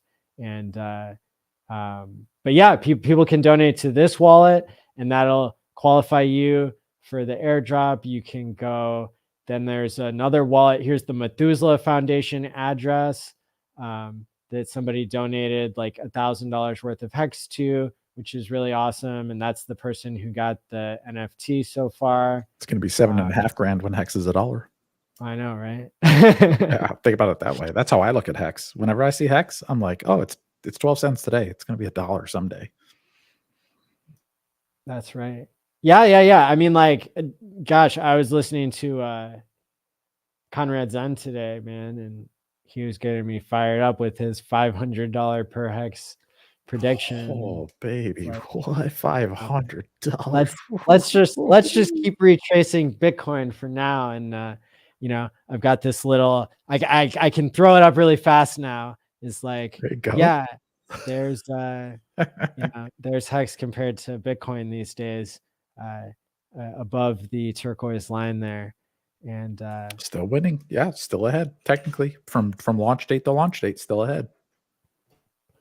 The legal fund is the last option here, and you can see my test transaction of $3.69, but that maybe it'll get some love here at some point as well. And again, like, if people donate to any of these 3 addresses, then you can the total, I'll monitor all of them. If you donate from the same address, then I will honor it as if they're combined. So if you gave $333 to each of the 3 wallets, then that would add up to 1,000, and you'd get your NFT manually, automatically. So that's where we're at with that. That's awesome. Yeah, low key, Maddie, you are the NFT master, right? What do you mean? NFTs you made from the first Hex conference are my favorites. No way. And you also gave me the best advice ever of buying a particular type of NFT and then receiving an airdrop after the fact, which I swapped for Hex and worked out great. So I just want to say your NFTs. What NFT was it? So the NFT you recommended me to buy for the airdrop was a .eth address. Yeah. Yeah. So I bought davidfeeder.eth, right? And that's mine. And then because of that, and that was like over a year ago, you told me to do that. You're like, yo, Dave, buy that. I was like, what? No, it's stupid, man. I was like, why would I waste my money on an NFT? Like that's crazy. Get out of here. But they did an airdrop. They did the ENS airdrop. And they gave out those coins, and it was like $4,000. And it was just like Uniswap all over again. It was like, hey, here's $4,000 of free money to go buy Hex with. I was like, all right, sweet, worked out perfect. But man, I will say, that's so glad to I'm so glad to hear that, because it's man, Motley and I were both like obsessed with airdrops, like, and streaming about it all the time, like around the time when Richard's like, all right, screw it, like I'm gonna make the biggest airdrop ever, and all that kind of like bullshit and stuff. So like when the airdrops are hot, if you fulfill the right conditions, like when Richard Hart made Uniswap famous, period. I thought it was hysterical the other day how Hayden.eth just blocked him on Twitter. Lols. One of the Uniswap like founders, lols, blocked Richard because he got ratioed so hard. Speaking of ratioing, which we were talking about with Sens earlier, like how Aubrey was ratioing Sens hard on Twitter. Yes. The Hexicans love to do that. Richard does it. Aubrey does it. Like if one of us is going to talk on Twitter, we got your back. We're going to out ratio whoever's on the other side of the argument, period. It's hard to do that for other communities. Like it's not common necessarily, which is why it's like a term. So it's super like entertaining. We that do we it can every do that. day. That's part of the life, man. That's when you know it's real good. You know, when Richard like ratioed like Hayden.eth, it's like great, man. Like that just goes to show like those guys are out of touch. Like we're forking Ethereum, we're forking Uniswap into PulseX. Like those guys are done. Their era is over. We're going on to greener pastures. So I hope everybody's along for the ride. Thanks for the super chat there, Bitfinesse. $20. When NFTs for not getting sick, or NFTs for eating your Bitfinesse recommended quota of bananas, which and vegetables. Don't want to hate. Like I'm literally like actually shouting you out because you talked about the mental health and like health benefits of eating bananas, and I respect you for that. I love Bitfinesse. He's the man, you know. Yes, absolutely. All the people here in the chat are superstars. I know there's a lot of legends out here. There's too many to name. So, but yeah, we see you guys out here. I saw you all in chat earlier while Aubrey was on. So thank you all for being here. We love you guys. It's all about the community. That's what makes us all strong. You know, it's like we're Hexicans. There's a lot of us now, you know, and now we have economic mass to throw around. So when people like the board members of Sens and Aubrey's instance want to get silly, they're messing with the wrong people. You know, they call him a bearded radical who they're trying to get rid of. Well, that bearded radical's backed by other bearded radicals now, man. So what you gonna do, dude? Like, you're not gonna stop us. There's too many of us now. That's right. And you know, we mean business. We're here to be long-term thinkers and stand by Aubrey de Grey, and that's what he stands for. So it's something that the world has nearly forgotten, this idea of being a long-term thinker. These perverse interest rates, you know, being artificially so low, discouraging saving, punishing savers, and destroying people's long-term savings because of excessive money printing. You know, it's you know, the Hex economic system is an alternative to this, which we can already see is going to play out super well, because while every other crypto such as Bitcoin can get dumped all the way down, Hex has a bunch of people holding it. So it's gonna have people continuing to promote it and to benefit from not having weak hands. You have smart hands when you're in Hex because you're using the smart contract to pay your future self. Yeah, and software locked diamond hands. Because if you lock your Hex for 5555 and then you think you're clever and you don't want to play by the rules and you end stake your stake, Well, half your hex goes to the OA, which is the ultimate diamond hands. That's the vault. That's gone forever. That hex, bye-bye. That hex goes into a black hole. The other half goes to the stakers who are patiently waiting for their stakes to end. So yeah, I mean, I think even Richard said, like last night, like he's going to make his own country someday. Hex is going to be the reserve currency, like period. Like Hex will be the layer that all transactions are ultimately denominated in, or the country's like sovereign wealth fund. Like it's going to be the OA. That's what backs everything. So yeah. You know, it occurred to me, I think in the past couple of days, and I always have these like super weird thoughts about Hex because I've thought about it for like hundreds and hundreds and hundreds of hours. Dream about it. We go to bed thinking about Hex and like oh yeah. I know how you feel. So I mean, my question is, will the people who are legacy rich, will they ever be able to buy into Hex?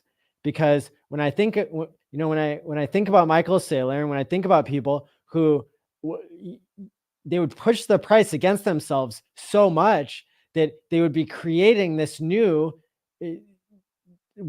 class of wealthy people to compete with them. And so it's almost like, from my perspective, the game theory would say that they would resist so long, and now maybe we could argue that they would scale in, and that they would buy the dips, and they would be setting limit orders and that type of thing. And certainly we've seen, a couple of billionaires get into Hex that way, but we also know that the OA has accumulated like 45% of the supply in the past 2 years or 2.5 years while they were trying to scale in. And so what happens is you have this huge competition going on behind the scenes, and they're getting way less than they would have. Gresham's law that you're not going to get rid of your good money, would also suggest that those billionaires might start acting more like the OA. So the game theory still has to play out, and we have to see if there's even a way for these super rich people to get in. Maybe because of the automated market maker and because of the game theory of Hex, it would be much harder for them to get in. And then it leaves more and more opportunity for less rich people to accumulate Hex. I'd agree with that. Yes. And one of the biggest risks too is, let's say a Michael Saylor got into Hex and he walks in and he's like, all right, I got $1 billion. All right, boom, Uniswap, buy. He clicks the button, $1 billion. Hex goes up instantly to like $50, $100. Depends on the liquidity in the Uniswap pairs, right? But it would shoot up so high instantly. What would happen next? Everybody else who was holding beforehand, who just like sees that spike, is going to go ahead and dump everything they have, and they're going to literally take Michael Saylor's money, right? And it literally they would just suck it dry, and it'd be a red candle all the way back down. So yeah, that would, for somebody like Michael Saylor, that would be ridiculous. He would literally be, he'd get a lot of Hex, right? But he'd be paying people at amazing premium prices. So yeah, I mean, I was saying facetiously, like, do I think Richard Hart's really going to found his own country? No, probably not. Why? Because other countries will come and kill us. Like, you think there's really going to be a Hexico? I don't know. Like, the Federal Reserve doesn't like that. Like when other countries don't use the dollar, like they don't like that. So, it's a long shot for there to be a Hexico as a country, and for Hex to be a reserve currency. And you're right. There's not a real way for billionaires to really get in. They'd have to scale in slowly over a year, Which is, I think, way better than other assets in that sense. And, they still are running into this problem where it's like, there are all these people who literally can't sell, who would become the billionaires that would replace them. It's like, there's this whole problem of the holders who can't sell, and then all this emergency end staking stuff would happen. And it's just like, we haven't seen a system like this before, and it's going to be awesome to watch it unfold. Michael Saylor was known for supposedly coming up with all these like brilliant ways to be able to buy in without moving the price of Bitcoin. But why does he like Bitcoin so much? Well, probably because it has the most liquidity, and so he he could get in and then try to pump it, but it's like I mean, he's borrowing money anyway, so it's a whole complex with him. And I think he's an interesting dude. I don't think that he's the smartest, but he's definitely entertaining, and I think we have things to learn from people who are somewhat effective at reaching a certain segment of the population. And that's he's trying. I don't hate him. I like Michael Saylor. I like him. He's an old, he's the longest running CEO of a company like ever. Correct. Ever. Of a publicly traded company ever.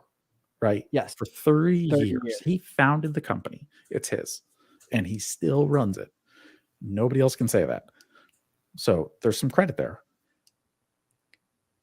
I watched one of his videos a couple of years ago. He partnered with an exchange. I think it's Binance, but I'm not sure. It might be Coinbase, but it could be Binance, because shortly after that video, he did a video with CZ of Binance and they talked about Bitcoin. So I thought that was like an homage to CZ. And Saylor broke it down in the video. Yes. He said he was like, all right, I'm into crypto. I want in. He literally paid Binance or Coinbase, but I think it's Binance. He hired them and he said, hey, I have a team. I'm going to build a team and you're going to build a team, and they're going to work together. And that's going to be our trading desk. And we're going to buy Bitcoin, and we're going to average in over billions of dollars. And they literally used the centralized exchange system to become the liquidity in the order book. So when people were selling, it was only going into Michael Saylor's pockets, period. If it was like, 30K or 35K, if you sold your Bitcoin into that, it went right to him, and they set that all up. Mm-hmm. So like his purchases have been tactical. He's tactical. He's not stupid. He's got a lot of fucking money. And he has infinite credit. Like when he just took out all that, he just borrowed all that money to buy that Bitcoin. What does he care? He borrowed it. It's fucking free. The bankers printed it out of thin air, and he gets all the Bitcoin. Like, it's a win-win. That's like people who talk about buying precious metals, like, with borrowing money and buying precious metals and paying it off. It's like, yeah, you get a real asset now, and the bank is giving you an IOU. That's what he's doing. And I saw him like at the Bitcoin conference, like he got swarmed by people, and they like wouldn't let him move, and he was like trapped, and he was like doing this like weird smile that he does where he's like kind of smiling and kind of like grimacing.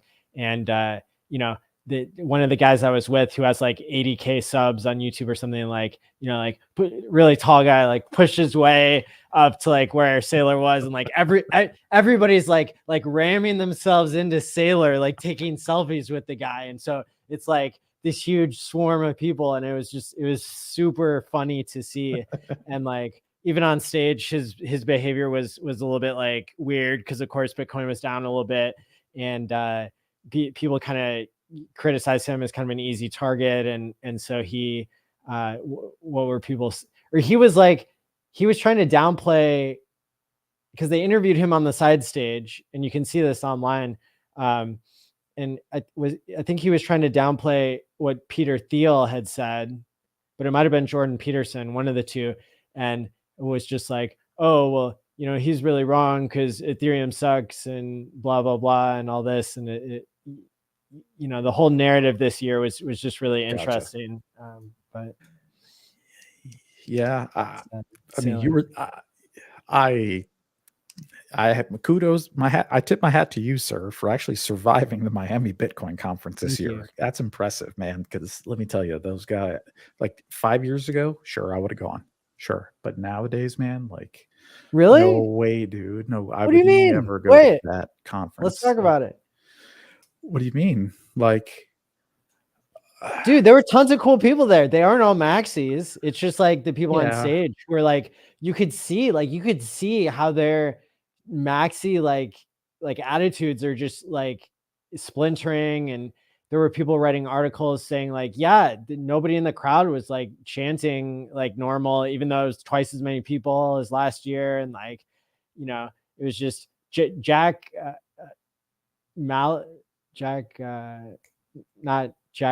from Twitter, but the other Jack Mahlers was like the only like superstar guy who was really firing up the crowd. And the rest of people, even like Jordan Peterson, who's more popular, was issuing words of caution. Like, hey, don't like change the monetary system of society and be out there saying that it's only going to do good things that you intended to do, because it's going to have unintended consequences. And sure, it's still a worthwhile experiment, but you need to admit that it's not perfect. And so even the speakers were not, and they, okay. So this is good. This is good gossip. And like all the people I met were like super cool, and they're all like super interested in Pulse Chain and like feeling like they missed Hex. They were. Yeah. Like, how are the people who you talk to? Like, how are the, dude, you know, the everybody regular was folk? like, super cool. I mean, I could tell like I was going around approaching like super high profile people. So like I ran up and like, you know, I took a picture with Jimmy Song, and then like I was like shilling him Hex, and he was like, oh, what the hell, man? Blah, blah, blah. And then like with other people, I was more chill about it, you know, like I wasn't pitching them shit. But I like Jimmy. I just had to with him, because it's like, come on, dude. Yeah, like, grow up. Yeah, for anybody out in the crowd who's listening who doesn't know who Jimmy Song is, old school Bitcoiner, Asian guy, wears a hat, cowboy hat, really smart guy. I like Jimmy Song. But he's out of touch. You know, he's a Bitcoin maxi. Well, that's cool though. That's cool that you had a decent time and got to talk to people. Hopefully, you found some converts. I hope, and you know, told them. Because I'm sure I'm going, like, I think I'm going to go on like a few different shows of people who have like tens of thousands of followers, because they're like inviting me. They were all super interested in. Nice. You made good contacts out there. And I've got like, I did my slideshow a little bit in the last time, but I kind of want your reaction to these people, because it's like you're actually gonna know who they are. So. Yo, you got to hang out with Lynn? All I got to right at top right is okay. So we just picture really quick. She was at the safety and dinner, and she was only there for a few minutes, but I just like ran up to her. Lynn Alden is a fucking genius. She is a macroeconomic genius. I watch her show. I watch every show she's a guest on. 100%. I should start watching her stuff then. She fucking genius. She's smart. She knows probably global macroeconomics better than even Michael Saylor himself. Raoul Powell, he's better than him at what I forget what those guys are called. You know Raoul Powell. Yeah, whatever his thing is. Awesome. She is brilliant. And then this guy, Mark, I don't know who that is. He has like 300K subs and talks about finance and stuff. And I'm like Preston Syke. I don't really know much about him. I just know his name and his face. I don't know who that is either. He has like hundreds of thousands of subs. And then, of course, Jessica Vaughn, Playboy model. Okay, I was gonna say I don't know who she is either. She's a big Bitcoiner. And then here's Safedine, wrote the Bitcoin Standard. I'm a fan of him, big time. And then everybody knows this guy, Max Kaiser. The freaking godfather, Max Kaiser himself. Holy shit, you got to actually get up close to Max Kaiser. That's impressive. Yeah. What did he say about your Hex tie? I bet he was calling it a shit tie. Cool. No, he was like, cool. Like, he didn't get it. Nobody understood, like, because I was so subtle. I was like, but now I can use this picture and be like, oh, look who likes Hex. Yeah, Max Kaiser, gotcha. And this is the chick who like was on stage the whole time, like the MC for the Bitcoin event. And then Pierre Richard, it's like super huge OG Bitcoiner, like programmer who's like in the first like 50 people to talk to Satoshi and that kind of stuff. Oh, he could be like he's in like the top 10 like people who could be Satoshi. The cypherpunk forum from where Bitcoin was born from. Okay, gotcha. Yeah. And then OG. we got Pomp, Pomp. who is rocking an iPhone 10.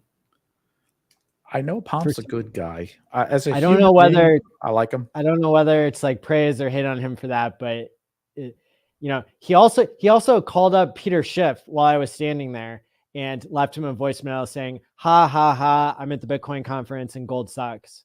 Like left him a voicemail. So that's really cool. Pomp is a good guy, but Yeah. he just does. I like Pomp. I like him. He just hasn't spoken to Richard. If he did an interview with Richard, let me say that. Let me be positive. I want Pomp to talk to Richard, and Richard would blow his fucking mind and teach him so many things. Totally. That's all I got to say.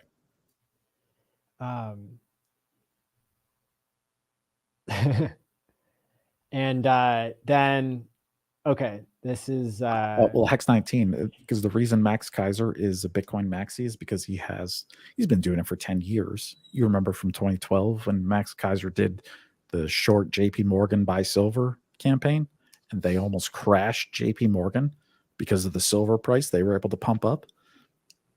Yeah, so Max Kaiser has so much Bitcoin that, like, he's like the Richard Hart of Bitcoin. Like, he has tens of thousands of Bitcoin. He could buy senators.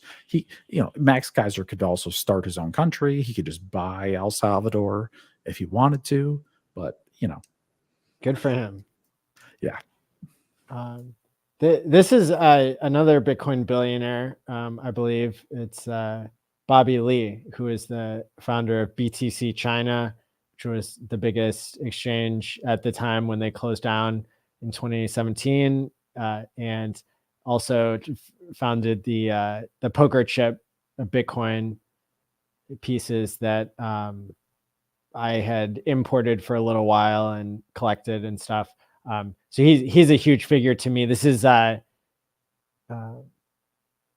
So this is, but now I'm like having a brain fart and going back and forth. This is Bobby Lee.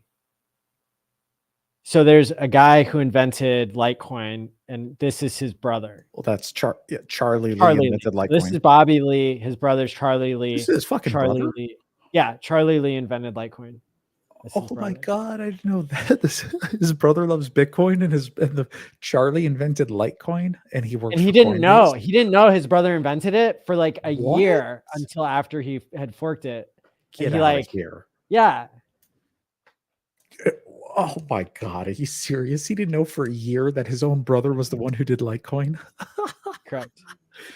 Oh, strange story about that. Well, strange. Makes sense. Charlie Lee, when he invented Litecoin, do you know where he worked?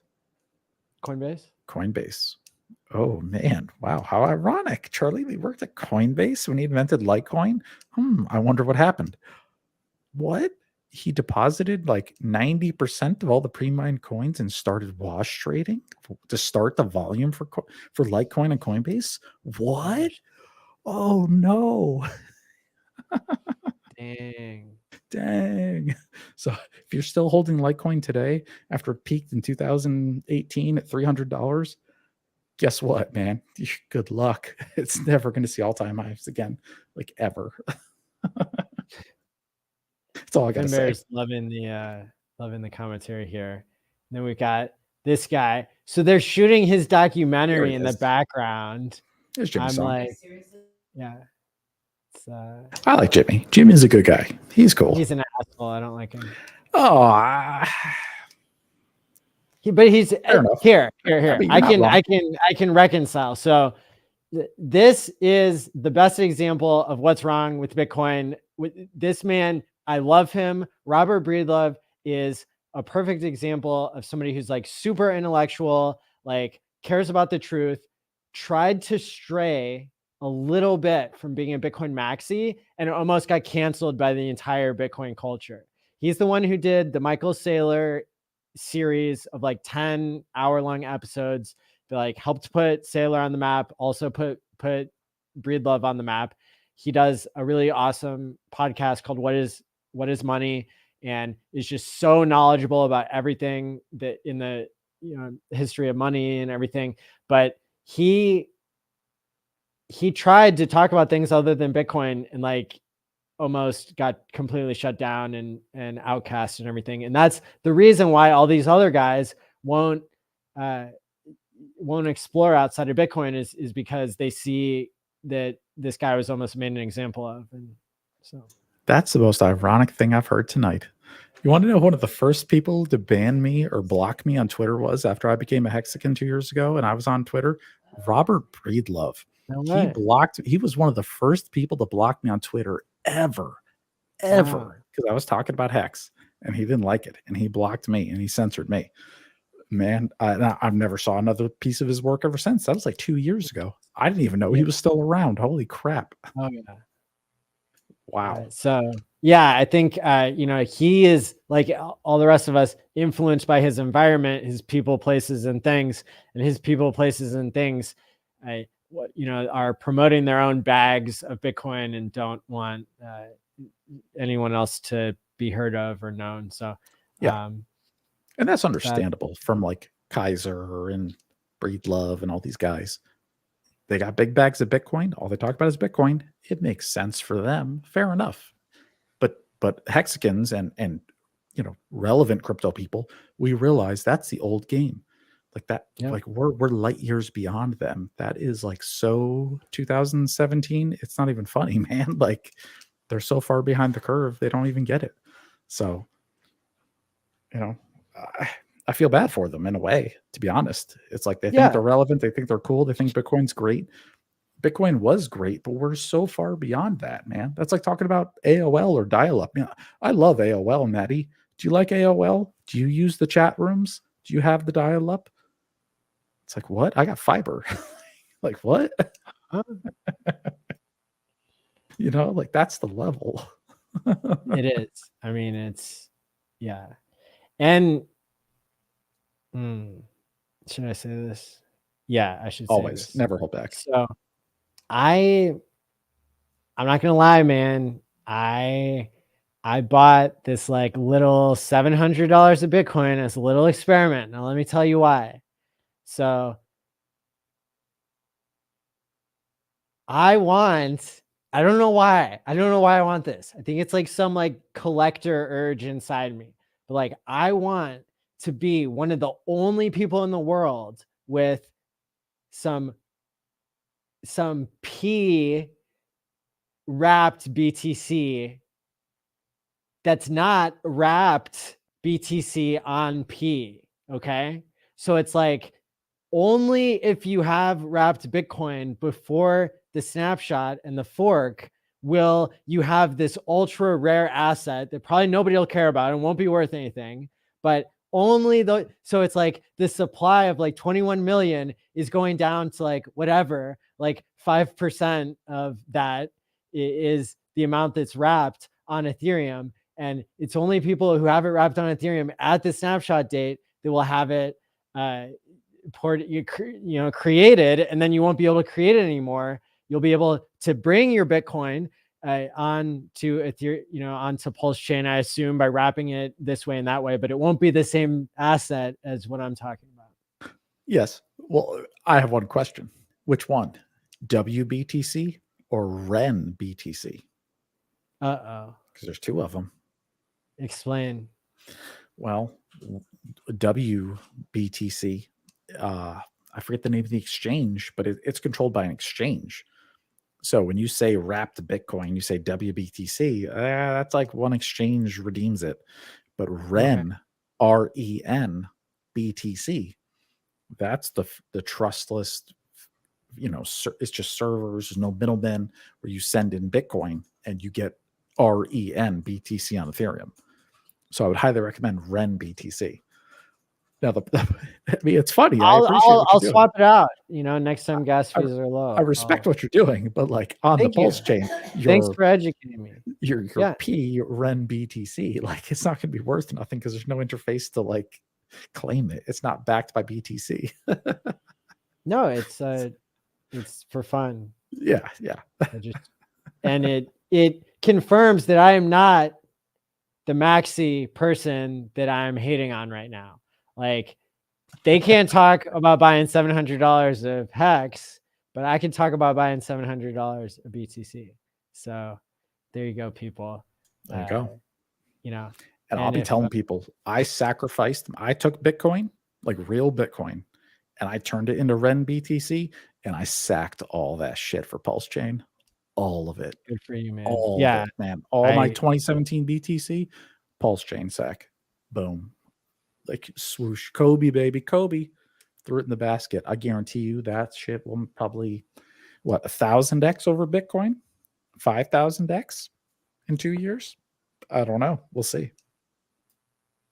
Well, I'm out here, leading the way for the Bitcoiners who got left behind, and I did talk to a couple of people at the conference about, hey, throw your BTC into a little wrapper and play with us on Pulse Chain. Or buy Hex. If you got Bitcoin right now, if you have Bitcoin today, this is not financial advice, but this is crypto advice. Wrap that shit to Ren BTC and dump it for Hex immediately. Hex is still on discount at 12 That's true too. cents right now. Before the fork of Pulse Chain, I would dump all my Bitcoin to Hex immediately. Period. But that's just me. Yeah, maybe I'll do that with my. Well, no, I mean, you're keeping it for it's a memento. It's for posterity's sake. You're doing it for the memes, not to get rich. I don't know. But for all the people out there who want to make legit money, take your Bitcoin, wrap it onto Ethereum, Ren BTC, REN BTC, and then trade it to Hex on Uniswap or Matcha or 1inch. And then boom, you're ready to go. Hold your Hex and get ready for the Pulse Chain fork. Hopefully a month from now, could be 2, maybe 3, but we're close. There are still 100 people watching live and thousands on the replay, and you will be rewarded for sticking around this long because there's 2 huge pieces of news that have not been covered yet. So congrats to everybody who did not kill the app yet or stop listening, because we got some good stuff here. So I'm going to share my screen, show some receipts here. We got Gnosis Safe has announced that they will do an airdrop. Have you heard about this? No. Okay, well, good. Oh, damn. Congrats, everybody. Staker app users, rejoice. If you have a Staker app smart wallet, you have a Gnosis Safe. Rejoice. That is imagine awesome. All the people that Abed and Patrick onboarded with like $100 or something, got them their Staker wallet, all this stuff. David Feeder out there doing the tutorial the other day so that I could claim all my Hedron, and the other 15,000 people who watched your video or whatever it was. You're the man. You are probably going to be a reason why I would qualify for this more than usual. So, you and I now have a good history of influencing each other to get really lucky when it comes to airdrops. Oh yeah, man. Oh yeah. Like, hey, try this. Hey, try this. Totally. But here's the thing I want to know. They said, will there be an airdrop? Yes, even 2. Are you thinking what I'm thinking? Sadly, no, because we both know that they're not thinking what we're thinking. Why not? Because they're not. No. Okay, hold up. No, he ain't thinking what we're thinking. Hold up. No. Let me state my case. Okay. Steph and Staker app are the largest purchaser of Gnosis safes. True. In the world. Touche. And so their dev team has obviously been talking to Staker. I know that they all have talked. I don't know what they think about all this, but why wouldn't they think that Pulse Chain is legitimate? And why wouldn't, so there's a possibility that they would promote it. I don't know what even 2 means. It could mean Pulse Chain copy, or it could mean something else, that they're splitting it into 2 different things. But well, I wish you were right, and you should be. In a perfect world, Staker app is the #1 minter of Gnosis safe wallets ever. Period. Right? Like they've made more than anybody else. And I know Firebun's been talking to him. I know Steph's been talking to him. I know they know who we are. I know they know who the Hexcons are. But there's have you ever heard of the XDAI chain? The XDAI blockchain got renamed into the Gnosis chain. Oh, that's in this thread. The Gnosis safe team, yeah, they have their own chain, which is like, God damn, that sucks, man. Like they shouldn't have made their own chain. They should have just joined Pulse Chain. Like they duplicated their efforts for nothing. So that's a bummer. They have their own chain, but you know, they're going to be on Pulse Chain regardless, because however Gnosis Safe is, the moment of the fork, we get that on Pulse Chain and it works. And Firebun and Steph are probably the two most experts on it at this point. Well, this is really good news because the airdrop world keeps spicing up. You know, we had Uniswap airdrop was worth about $2,000 at the time, in between $1,000 and $2,000, when people were able to swap it for about 500,000 hex coins and then kind of double their money over time with the big payday and that sort of thing. Then what else? We had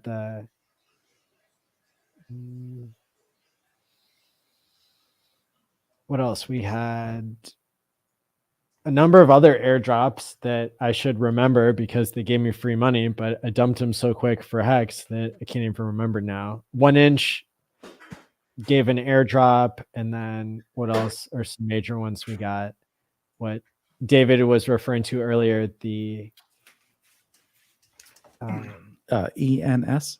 The ENS. So the deadline for that is coming up here at the beginning of May. So if you ever bought an Ethereum address like Maddie.eth, obviously you didn't buy that one because I have it, but if you got anything .eth in the past, you qualify for something that might be worth you know, a couple $1,000s at least still.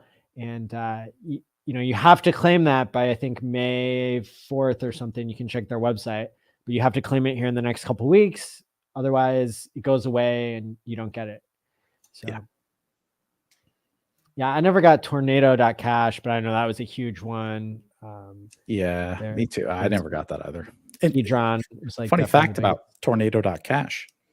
If you go to tornado.cash/ceremony and you look, Richard and Vitalik were both two of the people who donated Ethereum and also signed their private keys into tornado.cash. So their private keys are actually part of the encryption of Tornado Cash forever. Really? Yep. That's fascinating. I didn't know that. Yeah, because Richard and Vitalik both knew that this was a useful tool for everybody on Ethereum forever after. So when it was founded, they both signed their keys, which helped part of the Genesis block of the protocol. Now he's asking how to claim. It's what is it? Claim. You just Google ENS claim. There's a tool. There's a website. I forget what it was. It's ENS. Yeah. I just want it so people don't like accidentally go to like a scam site or something. Just go to ens.domains and then go from there. I mean, it was a while ago. Like I thought you already had to have a .eth address, but I'm not sure. Well, before the snapshot date, you had to have one. But okay, yeah, okay. You can still do the airdrop claim until the beginning of May. Okay, cool. All right, so you got like 2 weeks left. All right, cool. Yes. But yay! Like, how awesome is this? More free money from the sky. Like, awesome. Totally. Plus, you get a copy on Pulse Chain if they release it soon enough. True. So yeah, that's like some big news here that people should hit the like and subscribe button for, and go to the links below and subscribe to David's channel as well. And then there's one other like big piece of news that I have to drop here because y'all have been so patient and attentive. Yeah. Oh, this is good. I don't know if people really understood this either.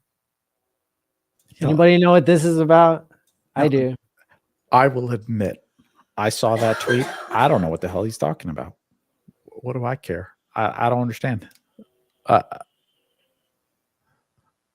All I see is that chart of blockchain. Like if I, on the right picture, all I see is the ticker of I forget what company it was, like Hive OS or one of those guys, like just tanking. So Rackham, one of our Hex whales, has a publicly listed company that has invested heavily into Hex and Pulse Chain. Overwatch It's partner. very little known. No, like he founded a company in his home state of Florida called Everything Blockchain. And Everything Blockchain trades on, I think, the New York Stock Exchange or one of the major exchanges in the world. Oh, yes. What I see here in these screenshots that he's saying shh about is that they are doing some sort, that they're creating an exchange, which makes me think that that could be like a fiat onboarding and could be a huge way to like ramp up adoption. I mean, we already know that like Everything Blockchain is like traded and is I don't think we talk about it enough, but look, it says Legacy Bridge Exchange, integrated blockchain, combating fraud, a greener blockchain, like a stock and cryptocurrency trading platform. That's nuts. The crowd is going wild. Yeah. Give it to me straight, David. All right, fine. Like as a OG Hexagon, I have reservations about it. I've seen Rackham in the community as a force of good and a negative force. Okay. Here's the key. If Everything Blockchain can bring a fiat on-ramp to the Pulse chain, fucking genius. Then this guy's going to be a billionaire all over again, and I fully support that. So that's what I want to see. If this exchange, this EB exchange,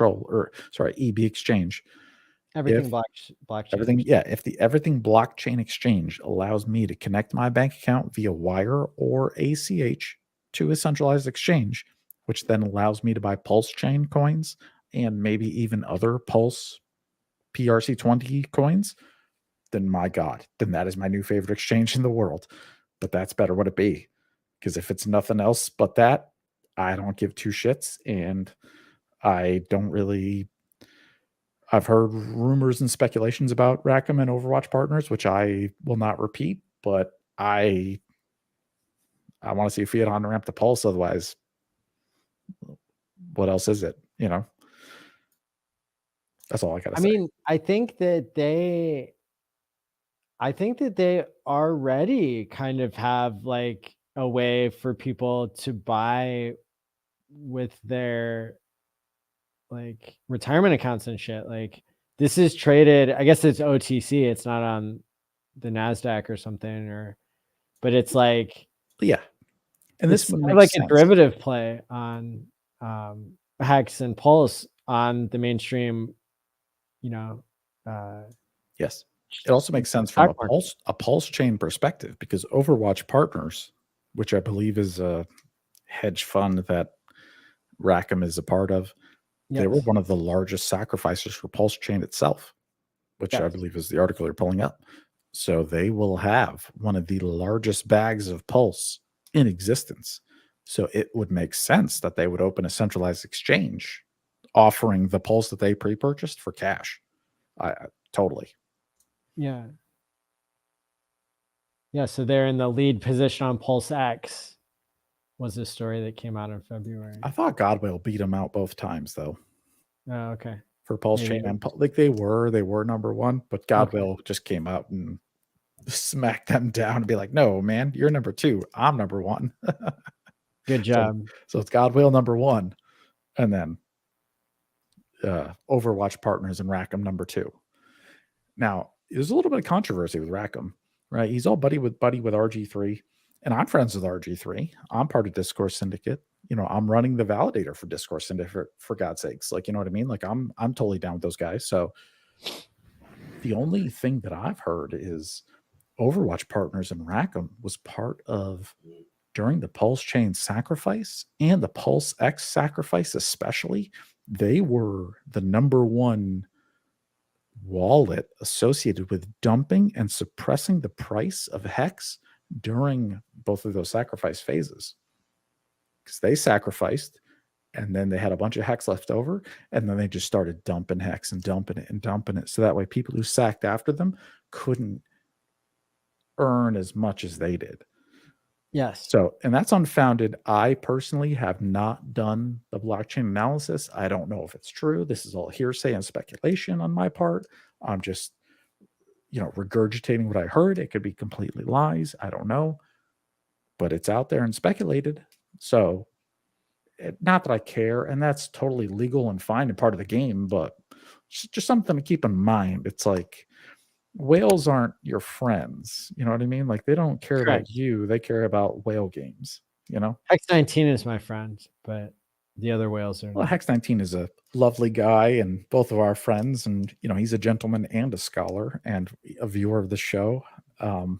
And we love him very much. And he's not like these guys. He's not a venture capitalist. He's just a gentleman who's done well for himself over the years and has invested wisely and understands the value of new crypto. So yes, you know, there's a little difference there.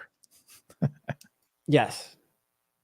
And I mean, other top holders in the Hex community have also been like accused at times of like trading against the community and that sort of thing. It's not just Rackham, but like correct.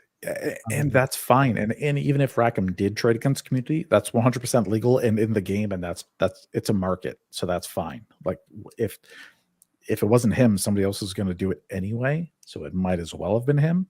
I'm just saying, it's, you know, take it for what you will. Well, and another thing I've noticed in like the psychology of stuff, I guess without naming names, is just that like certain people who are like the top wallets in Hex, like they would even be way more critical of like the OA and scared of it. And like, you know, I just don't like, it's so interesting to me, like the order of magnitude you're at really it's a totally different game. And so for me, and all the people around my level, you know, it's just like, we love the OA, you know, like we're like, for me, like I'm happy where I'm at, you know, like I don't feel the need to like screw anybody over. I'm, you know, I'm happy when the price dips because I can onboard people and that's really awesome. I think they're going to do well. And then like, you know, but for me, it's like, I'm up so much. It's like, I'm fine. And I don't know. I feel the same way. I am, you know, just your average aquatic animal in the sticker app system. And the OA is the vault. It's like the De Beers analogy. You know, it's the vault that holds all the diamonds, because that makes them more rare when most of them aren't for sale. Yes. That's it. That's all it is. But I feel you. I understand, you know, well, yeah, whale games are, I don't play in whale games, so. That's right. But I'm hopeful that this is a future preview of a Pulse chain fiat on-ramp. That would be mind-blowing. I didn't see that when I saw these pictures. So thank you for bringing out I didn't even like see that as a possibility. This is awesome. Yeah, it's really exciting to see multiple groups probably working on fiat onboarding and that sort of thing.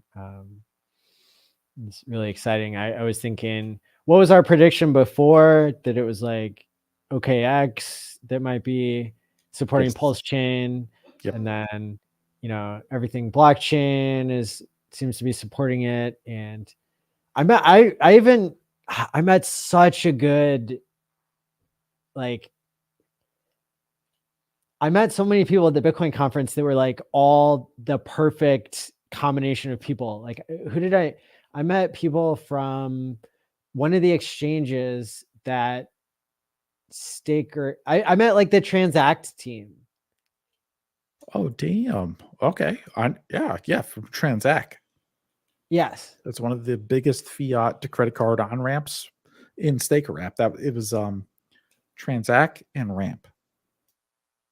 And everybody's like, yeah, like Pulse Chain, that sounds cool. Like, you know, we should definitely put some devs on it. So I really need to like follow up with all the connections I made, and just keep letting the community know, like, this is a perfect place for me to be like, hey, you know, like, what do we do with all these connections that we made here? And you know, it's easy for the YouTubers that I met, so it's like, oh, I'll go on your channel and like tell everybody what's up. But for these other more technical things, I need the audience's help to know what to do with them. So that's another reason to subscribe and follow me on Twitter. And here in the YouTube comments, you can mention stuff, and I will be able to respond. But don't trust my imposters. I will never ask you to send money anywhere unless I'm talking about it live, and there's lots of double checks and stuff like we're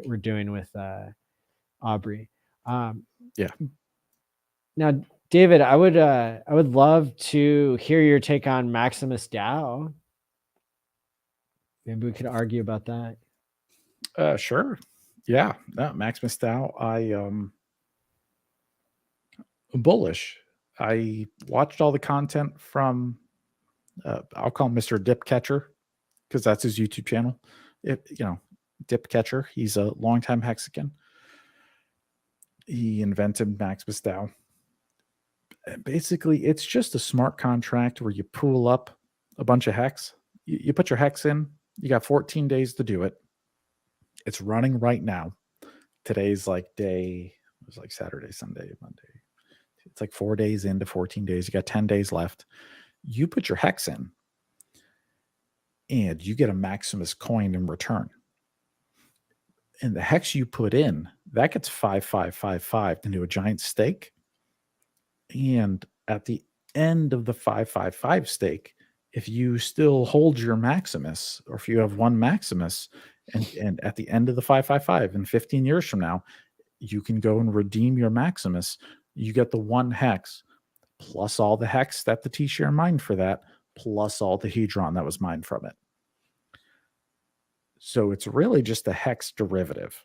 It's really just a giant 555 pooled hex stake turned into a token. And that's it. So it's pretty cool. It's cool. I'm consider myself an advanced user, so I have not submitted my hex yet because I have, advanced plans. I'm waiting for some things to happen, but I do plan on minting some Maxi before the end of the period. Yes. I'm just waiting for the right time. I realize I'm a super buzzkill when it comes to people building stuff on Hex, but hey, aren't all of us who lost money in the shrimp farm, aren't we all entitled to our bah humbugs and stuff like that? I'm being a little bit facetious. Like I do like super respect Tantanomi and Dipcatcher guy, and anybody who's building stuff like that's super cool to me. And I guess I've kind of ended up kind of select, the audience that I've selected for, that self-selected to stick with me is like, they heard my concerns about Hedron and didn't cancel me or whatever. But, and then I ended up talking to Richard for like for like almost an hour privately, and that kind of resolved a lot of my concerns that I had about tradable stakes and that sort of thing. But let's see. So, but I guess, you know, for me, I'm an ex-academic, and so like, you know, as a scientist and stuff, it's like, yeah, you know, like prove to me, like, you know, help me falsify this, and if I can't falsify it, then it's a good thing. You know, that kind of an attitude is like, well, not everybody's going to appreciate that, but that's kind of what my training is in. So, I just, I don't, I'm not sure why people would be bullish. And that's why I like having people on my shows, like, and doing shows with people who don't cancel me, or like, you know, we're all still friends at the end, even if like we disagree and have different points of view, because we learn from each other. I would like to learn like why anybody would be bullish on something that like has some, you know, smart contract risk, although I like that it's audited, et cetera, et cetera. But the maximum that I would get from this is like a 10% bonus. Like, is that something to be bullish for? Well, And then, well, it could be more than that. It depends how you play it. Well, even if you're bearish, because I'll give you all right, fine, I'll give you the alpha. All right, here's my plan. Here's my genius hexagon plan. It's like, okay, so people are minting maxi, right? okay. You put in, let's say you put in 100,000 maxi, right? It's like 15 grand of hex, Okay. and then you get 100,000 maxi coins in return.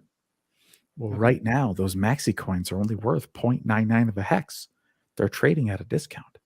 Or yesterday, last time I checked, maybe not this second.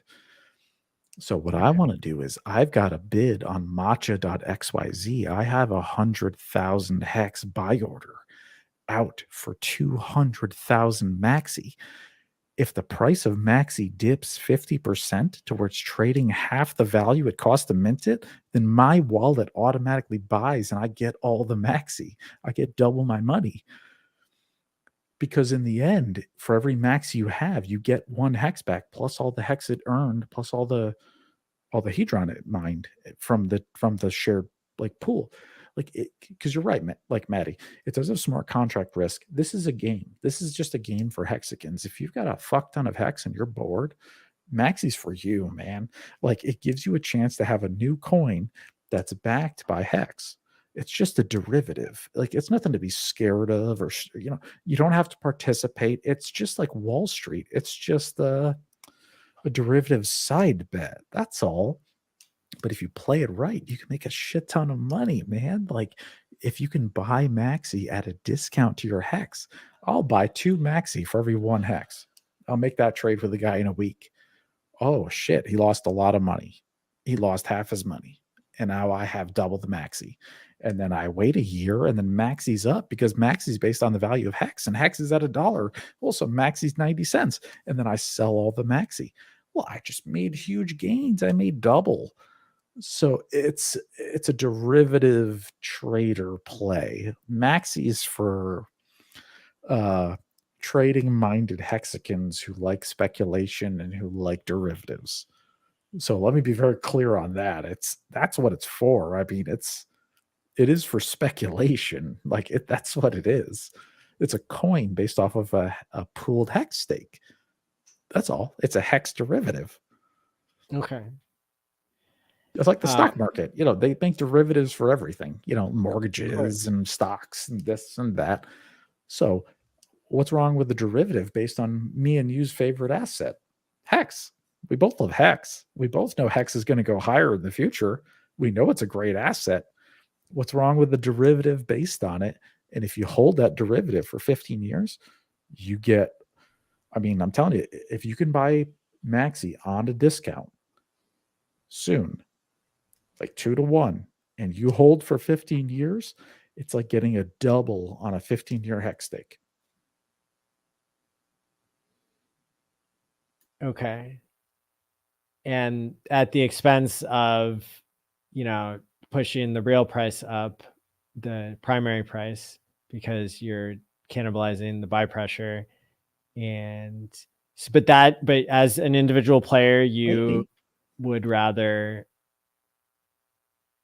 the benefits. Can't stop derivatives from being created, though, is the problem. Is like the underlying asset is good, and maybe you're right. Maybe Maxi does detract from the purchasing of Hex. That's totally possible. Maybe I have $1 million. I'm going to buy Hex. Oh wait, no, I have $1 million. I'm going to buy Maxi instead. If he buys the Maxi, does it raise the Hex price? No. So you're right. That's true. But in the end, that guy, maybe for himself personally, he got himself a half discount because Maxi was trading at a half discount. He holds it for 15 years and then he trades it in. He gets his Hex out. So in the end, it doesn't really matter. Like derivatives don't really, you can't worry about what if. Like that's not measurable. Does that make sense? You know what I mean? Like you can't measure if somebody was going to buy Hex but didn't because of it. You can't like measure that. I think the thing that makes me feel the best about tradable stakes is that it's kind of just like liquid Hex anyway. And the majority of the price appreciation doesn't come from interest, and like interest isn't the real motivator or shouldn't be the real motivator, in my opinion, for like people time locking. Like you time lock because you want smart hands that are diamond hands. That's why, like, because you literally can't hold on to the mad gains. And so like, just like everybody who's holding liquid, like everybody who's holding tradable stakes are going to like screw it up for themselves the next 100x, and they're not going to see the 1000x because they screwed it up for themselves. And maybe that's good enough for them. And the rest of us are going to have less buy pressure on the real thing, which like maybe we're only going to get half of the pumps that we would, but like that will still be enough because we're onboarding so many people supposedly or whatever. But so, it's like, but it's the kind of like threat I would compare to like, Bitcoin was supposed to be only 21 million. And then it's like, you keep saying only 21 million, but then it's like all these other cryptos were created and you kind of look dumb after a while because you're saying this is digital scarcity, and it's not really digital scarcity. Simply put, it's not as pure as it once was. So it gets watered down, but it still makes new all-time highs. And like, so that's cool. And I think that's going to be the same thing with Hex. And like, I theoretically like don't agree with the position that like it's going to happen anyway. So like, we might as well like, do it. But that doesn't mean that I'm right, or it doesn't mean that what I'm saying is like the most practical. It just means that like if nobody takes the other side of the argument, like people on here, or I guess it was Twitter Spaces, like people on Twitter Spaces heard me argue for Bitcoin because I wanted to get better at arguing to convince people to buy Hex with their Bitcoin. Yes. So I want to agree with you. Let me just say, I'll give you a personal example. Here's a real life example, right? I'm going through some personal issues in my personal life. I need some money. And this is no joke. I have a bunch of Hedron HSI stakes that I took a bunch of Hex and I 555'd it. I put a bunch of Hex in there and I 555 wrapped it. Now it's an NFT. Bro, nobody's buying them. What am I going to do? I need thousands of dollars right now. Nobody's buying this freaking NFT stake. Nobody. Like it ain't happening. So to prove your point, Maddie, there's no market for these things. Nobody wants to buy Hedron HSI stakes right now.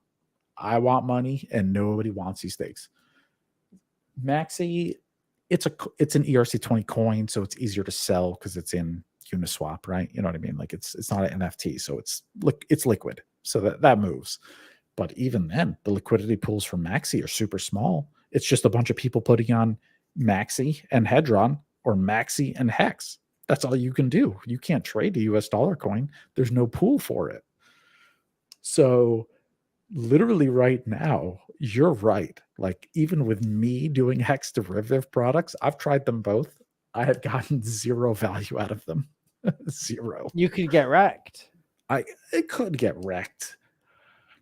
I don't expect to get wrecked because both of them. But are I guess backed by getting Hex. wrecked would only And be I'm if a there was a five- market and you were selling it. I'm a 555 club guy. So worst case for me, even if I hold my Maxi till the end and I hold my Hedron HSI stakes till the end, I still get all my Hex and my Hedron. So I'm not losing out. I've got diamond hands. I'll wait 15 years. That's why I've made them. Like I don't give a crap. Like I will hold till the end. I don't give a shit. I got Hex stakes, regular native Hex stakes, 5555. So I don't care. But Hedron and Maxi give me the opportunity to make more money along the way if I want it. That's all. That's all. I mean, the thing that I think really pisses me off to no end is when people are like, oh, but it's locked up. Like, oh, we're locking up more Hex. Like, no, you're not locking up more Hex. Like, tradable Hex stakes are not locked. Like, you can sell them at any time. So they are not locked. And like, that's not helping the price go up 10,000x from That's here. not true, though. They're not locked. And you have to take the perspective of. But it is locked. It is. If I Based sell on what? Because I have a Hedron 555 NFT, right? If I sell to you and you give me 5,000 US dollar coins. Yes. Now you have the Hedron NFT stake. You can't mint it yet. You're still holding the Hex stake for 5555.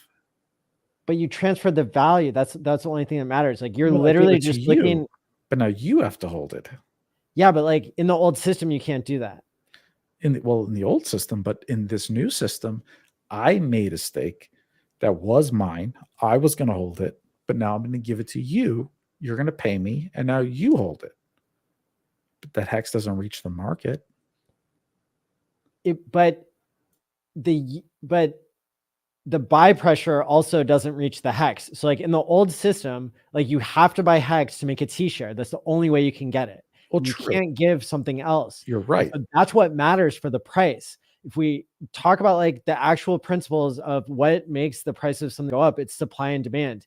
And you are increasing the supply of T-shares beyond people having to buy Hex and leaving their USDC in the Hex pool to buy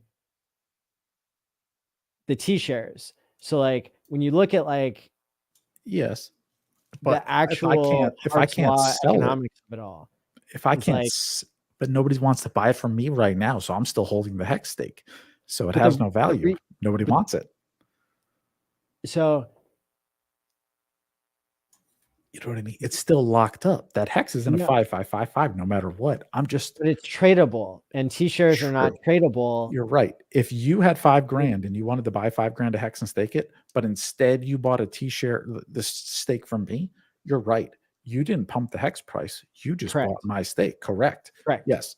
You transferred the wealth transferred from you to me, and nothing got added to the Hex system. That's exactly how this works. Correct. That's how this works. Yes.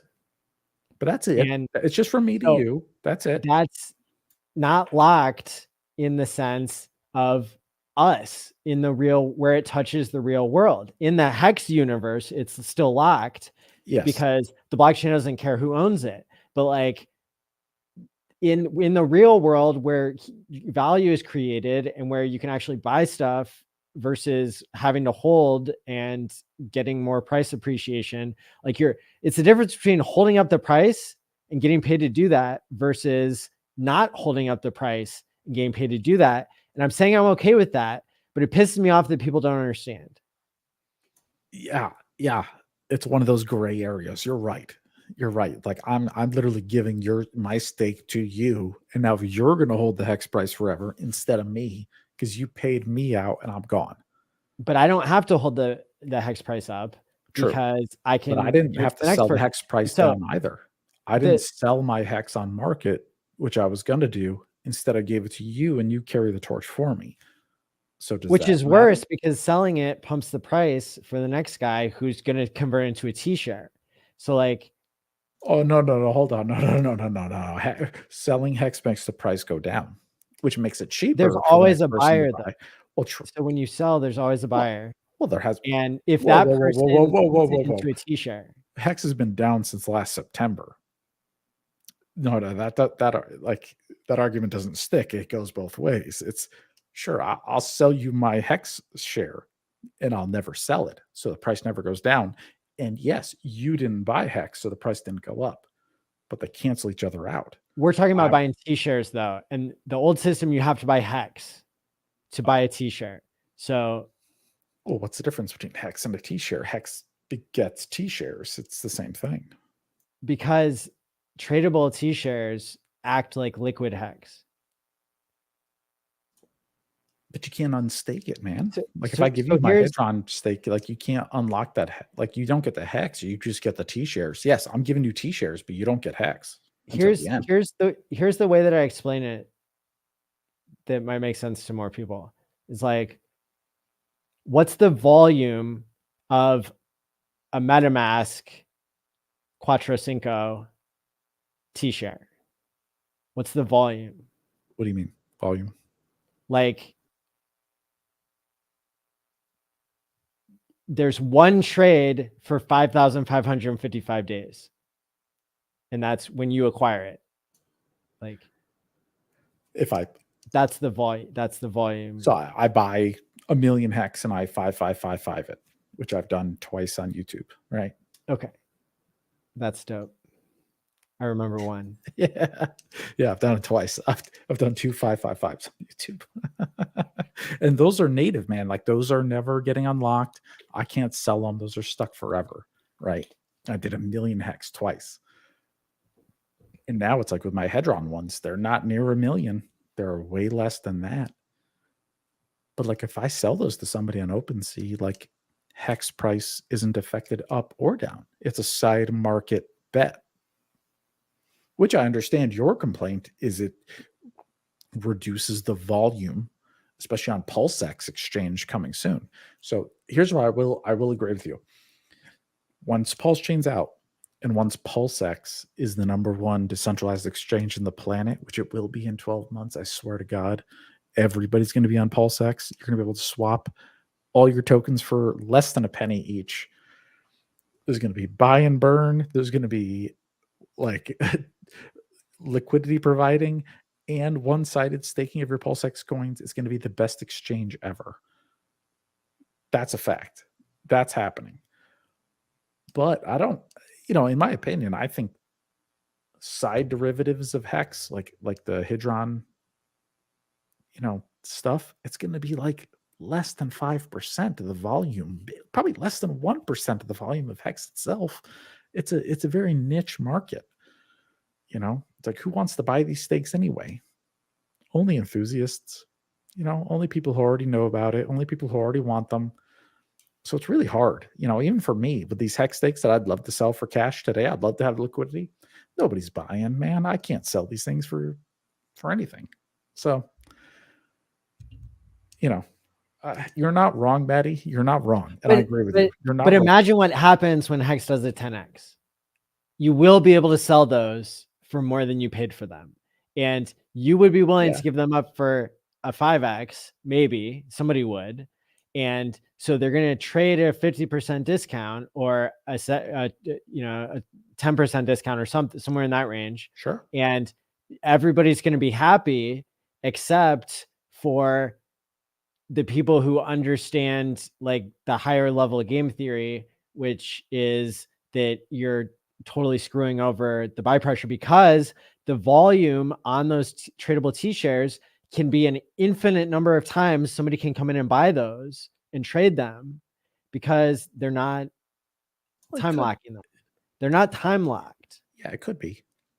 Right now, it's not though. There's no volume right now. Correct. It could be. But I just like what Yeah. bothers me is when people don't understand that like it's not locked the same way as the legacy thing. And they're like, oh, well, it's like still good for Hex because like you're locking it. And it's like, no, it's not good for Hex, and it's not good for the individual who now has like paper hands. And so That's true.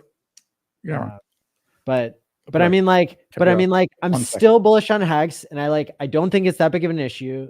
So, like it's just the pure game theory person in me that's like, this stuff matters. Like it matters that somebody understands, this. And, I think that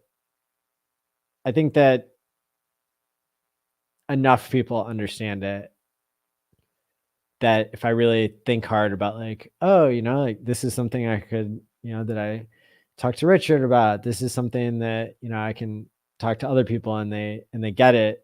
But it's just like, I wish I had a better way of explaining it, or I wish I had some sort of like data driven thing. But the message is just like so unpopular. Like I don't mess with it too often, but it just keeps coming up and haunting me. So, well, you're not wrong. And I respect, I was one of the first to respect you for actually standing up against Hedron, because you're trying to protect Richard and the brand and what it means to be a Hexagon. You know what I mean? I mean, you had Aubrey on tonight. Like, you are one of the hardcorest of hardcore Hexagons, and we all love you and respect you for that. And you do a lot of work in this community.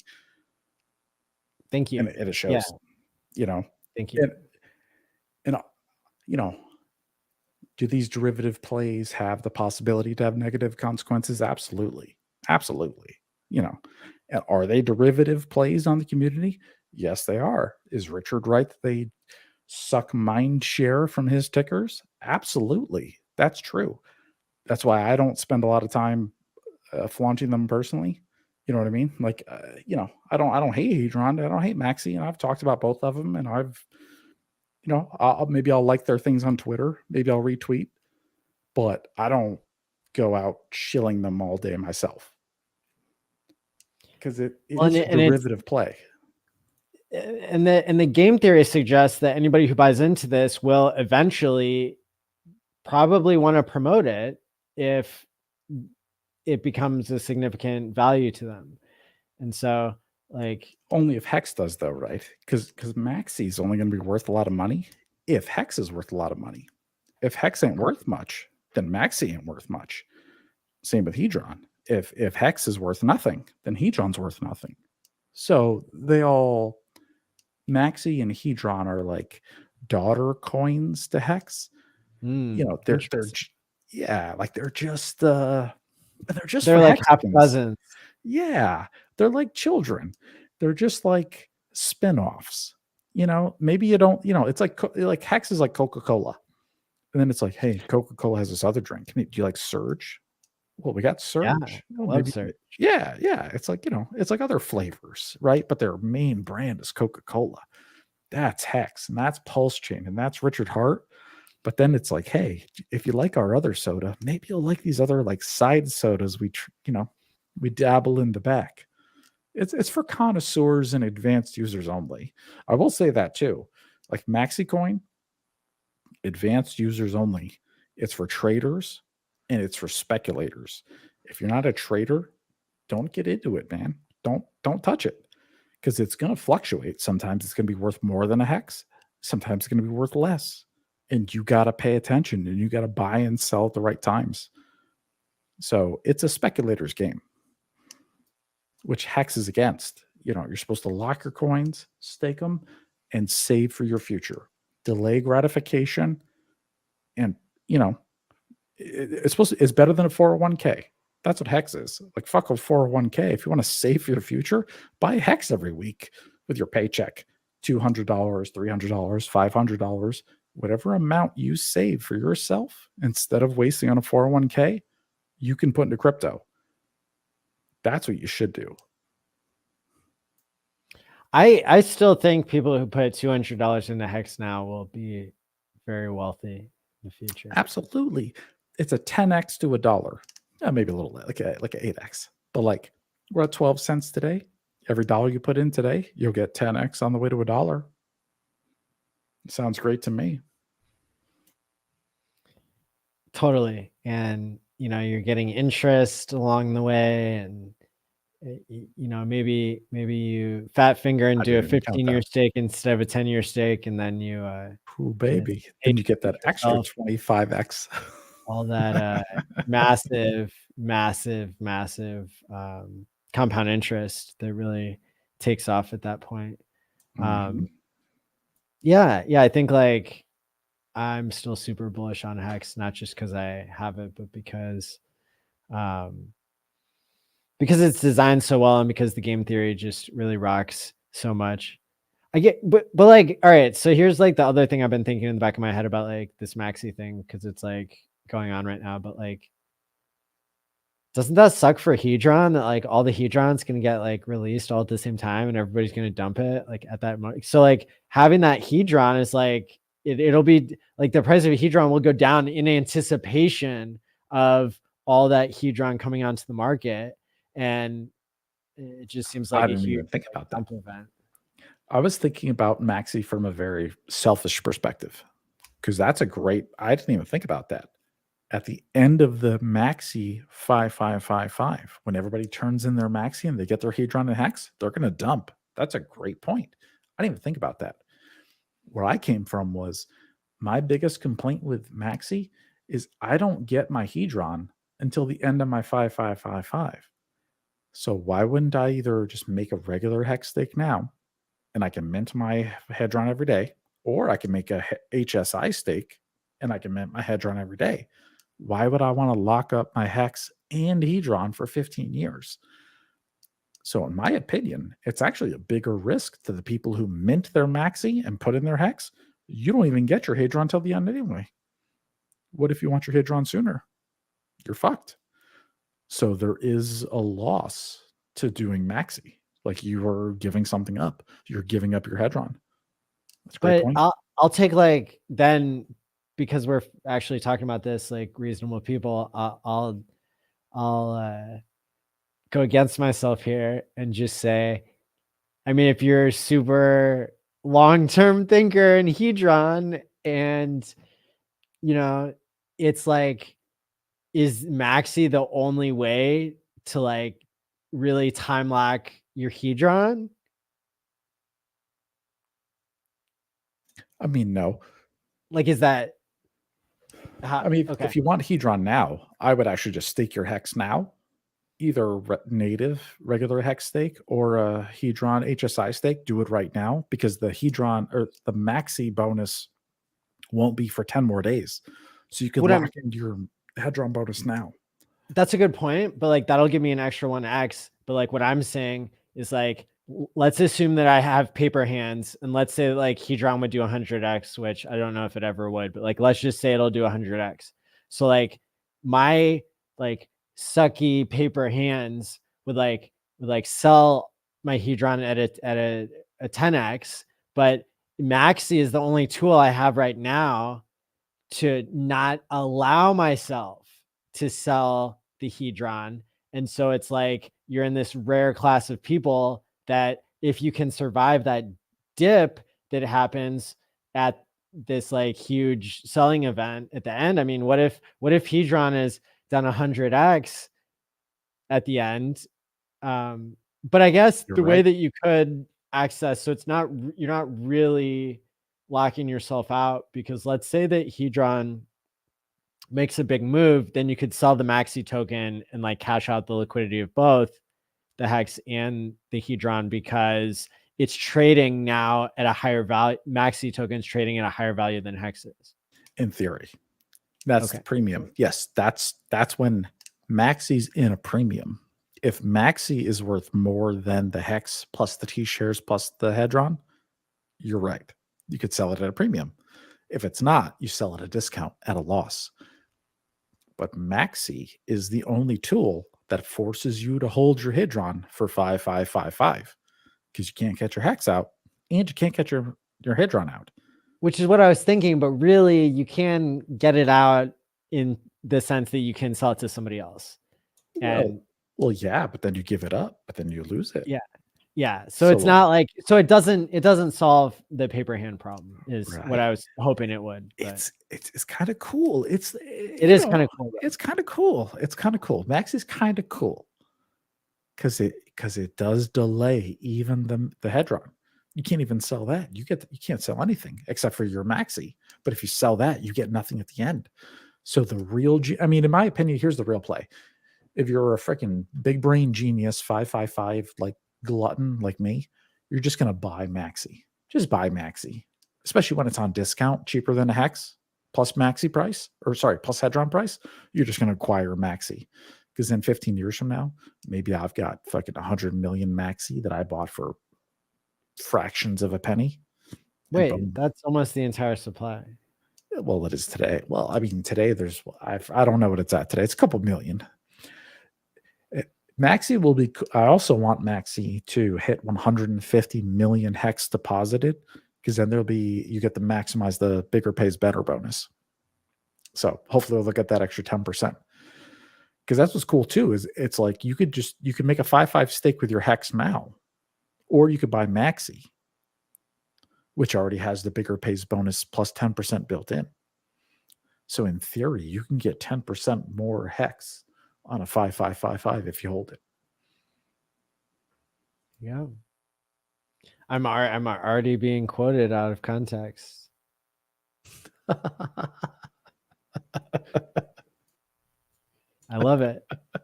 I mean, it's all right. What do I love? And it's just a smart contract. You know what's cool? And Dipcatcher made it, audited twice. I've watched the hour-long video with him. He read the audit line by line. He read the whole smart contract line by line. I wouldn't talk about it if he didn't do that. So that's what I'll give about Hexkins too. Same with Hedron and Maxi. Both audited. Both the founders are public. Both the founders are Hexicans, and both the founders have read every line of the smart contract. So even I can understand it. Because I'll be honest, I'm not a coder, right? Like I'm going to be a pulse chain validator and I run servers and I'm an IT guy, but man, I can't read the code. Like I don't, they could hide a function in there that does something malicious and I wouldn't be able to pick it out, because they wrote the software. I'm just reading it. So, but the fact that the audits came back clean and the auditors found bugs that got fixed, that's perfect. That's what you want.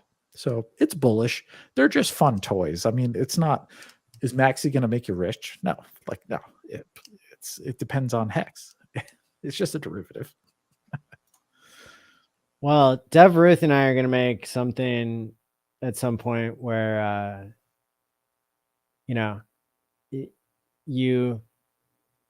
you put your coins, and I've talked about this before, but you put your Hex in and then you can never sell your principal and you can only get the interest out. And that's totally possible today. That's awesome. All you need to do, if somebody else wants to write it, that's fine. But it's like, all you have to do is make it so that when you pay the gas to end the stake, then you also have to pay the gas to restake the principal. It's a very simple idea, but it would make people's hands even stronger and allow them to do what they say that they're going to do. Because a lot of people talk a big game, like, oh, I want to make generational wealth. Oh, I'm never going to sell my principal, and then maybe something happens. And I mean, this would be a cool thing to donate to foundations and all these other things. And it's kind of a way to counteract some of the things people are doing to make Hex to make stakes more liquid. This would make stakes less liquid. I think any game that makes Hex stakes less liquid is even more ideal. I would totally use agree. it. Totally agree. And shout out to Hex Ruth. I didn't know you two were working together. She reached out to me or hit me up on Twitter that she was unfollowing me because of my support for Hedron, which I found very made me sad. But hopefully now that I know this, that you guys are making your own smart contract to make Hex. It was more like I came up with the idea and she said that she would be willing to make it without without like charging a fee. And that's, we were just kind of like aligned on that. So it's like, I'm good at some things, and writing code is not one of them. And I could learn it if I needed to, but I don't. So there's other ways I can contribute. And so coming up with these like designs, I think is something. And I even think I contributed some like useful game theory to freepulse.io guy that I respect a lot. And Victor, yeah, are we allowed to talk about that here? Sure, why not? All right. Well, shout out to Victor, man. I love freepulse.io. I love it. I love the prediction games, which is the only thing that I gamble on because I know the fucking future, right? Because I live this shit. So I love freepulse.io. I'm on there. I have a verified account. Victor's really cool. I haven't tested it or anything. So oh man, it's I'd love to hear more. It's awesome. It's fun. Now, here's what it is. You got to be honest. There's a faucet where you can get one pulse every hour. And if you're lucky, you'll even get extra pulse. And you can go there every hour and you click a button, you get one free pulse. That's amazing. There's no website that gives you one free Ethereum every hour, right? So he's doing that out of his own pocket. Yeah. And then below that, there are some mini games that are casino-like that you can play. My favorite and the one I'm good at is called Prediction. And they're like guessing games of what's going to happen in the future. And you can bet on what's going to happen. Is Pulse Chain going to launch by May 1st? Right? Yes or no? And you can go gamble on that with your test pulse right now at freepulse.io. So that's awesome. So I really like Victor and Felix. They're doing their own coin. They're doing their own sacrifice phase. They've reached out to me and I've been in talks with them to shell it. I'm not trying to shell it, to be honest, because they're like, it's just like it's a fucking security. Like, I'm going to be honest. Their coin is a security. It's a fucking token for a casino. And there's obviously they say all the right words, just like Richard. There's no expectations of profits. We don't know what it's going to do or what it's not going to do. But that's kind of the problem with the coin is what the fuck is it going to do? I need to know that before I personally invest in it, or it's something I don't want a part of. It's a security, or it's something that has no function and it's a duct tape token and I don't care. So I'm not down with their sacrifice, but I like Victor and Felix and those guys, and the website's cool. So that's kind of where I'm at. They're awesome. I thought they weren't doing a sacrifice. They are. Well, there is. Like Magic Carpet Ride is doing 2 pools. They're trying to do pools. And I reached out to Legion VC, like Motley Investor and Vince and those guys, and they didn't want to make a pool for this one because it's not a Richard Hart approved project, right? This is Victor and Felix. I don't know where Victor and Felix live personally. I've never met them. I've never seen their faces. So, there's a level of anonymousness, right? Like you're giving your money to somebody, you don't know who the fuck they are. Well, Hexagons don't like that shit. We don't like promise coins. We don't like bullshit. So I got some hesitations about Free Pulse as far as their own coin is concerned. So I'm going to lay that out there. I'm going to be dead honest right now, But privately, I've talked to them and they're cool guys. So I want to support them, but that's a gray area. So it's a cool site. Use the faucet. Check it out. I hope their coin is cool, but man, I'm not making a pool, and I invest with your own risk, Yeah. It's well, that's good to know, and I appreciate your take on it. And yeah, that's what's up. I had heard good things, and that's cool. Check, it's on the testnet right now. It works. There's a chat room with over 500 people in there. You can play some games. You can relax. I'm in there. Like, you can even look me up on their status board, which is cool, which is fun. There's badges. So it's like, here's David Feeder. Here's all the pulse he has in the wallet. Here's how much pulse he's won gambling. Here's all the games he's played. And you can see my whole stats and history. It's fucking cool. I mean, they made a cool website, and they're handing out free pulse every day. So even if you're the kind of person, maybe you only sacrifice the Pulse X, and you don't have any pulse chain coins, you can go to this website every hour and get one free pulse every hour. If you do that 10 times, that's like having 10 Ethereum. That's like enough gas to last you the rest of the year. It cost you nothing. It was free. So it's a really valuable tool. So, and Felix and Victor, I feel like helped out with Richard, and I don't know if it was go.hex.com, or I feel like Felix helped Richard with go.hex.com. So like these guys are OG. Like, yeah, I think it Hexicans. was also like Pulse and Pulse X websites. Okay, because they're good guys. Like I want to make, like, I want people to know like Victor and Felix have worked with Richard before. They're cool dudes, and they're Hexicans, and like we can reach out to them and they could talk to them, and they're sweet. Like they're right here. I could talk to them, but you know, I can't personally speak to if you participate in their coin for their sacrifice phase. I don't know what happens. Fair enough. Yeah, I think enough said.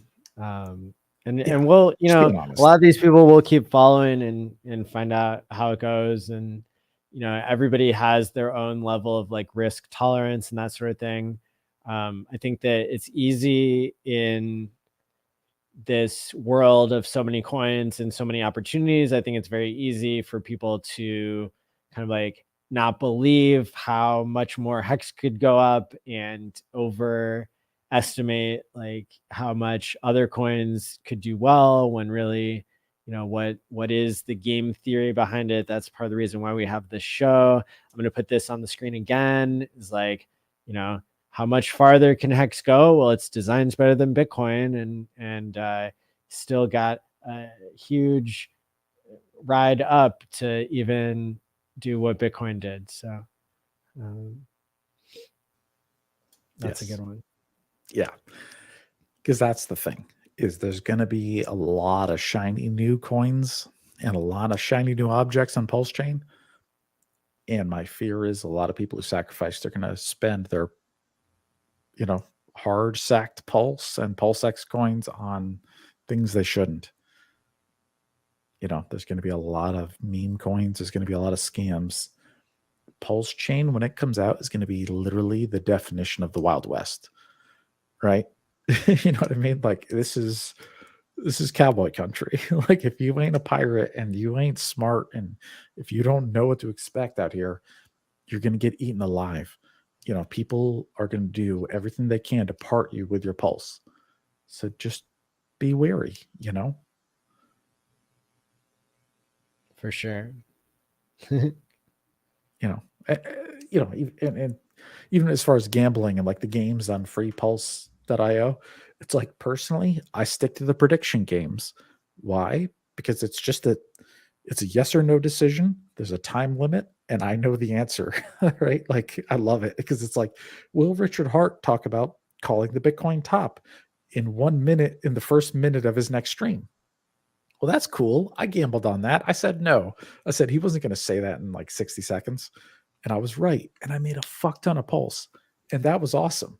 So if you go to freepulse.io, like I am the #1 prediction like gambler. Like I put the highest amount of test pulse for every bet. Like I am #1. Like, yeah, like you think you can guess, like you think you know better than me? Come play. Like come and gamble against me. Take the bet opposite me. Yeah, like no joke. I'm on there. So like I love it, but yeah, but it's for advanced users only. Like please be careful. Saw something that I just have to share here, related to your last comment. So this is Hexologist, most OG streamer. He made Godfather. He put this called the toilet paper bottom of 2020.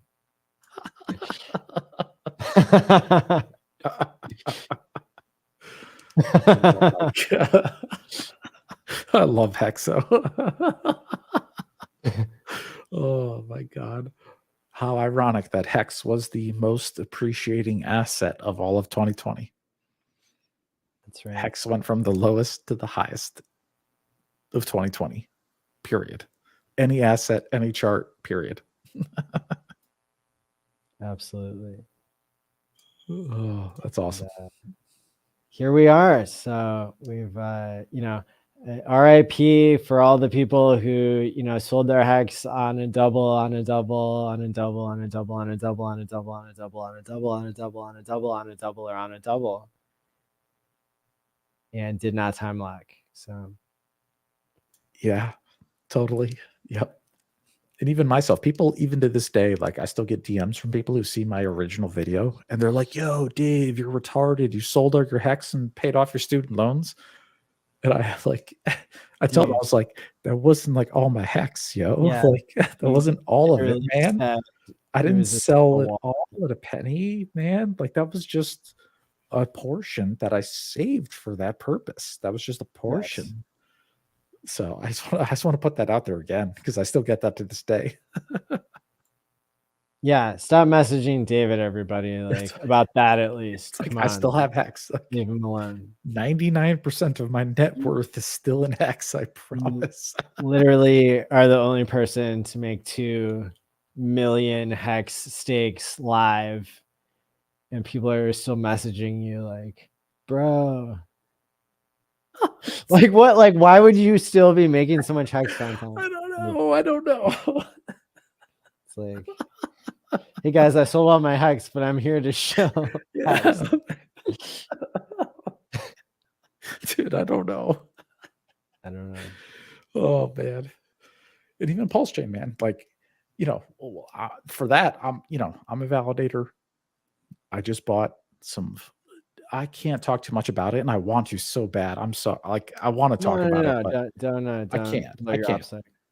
can't blow my OPSEC, but man, I'm so excited. I got so much like new IT equipment coming for the let's call it US East location.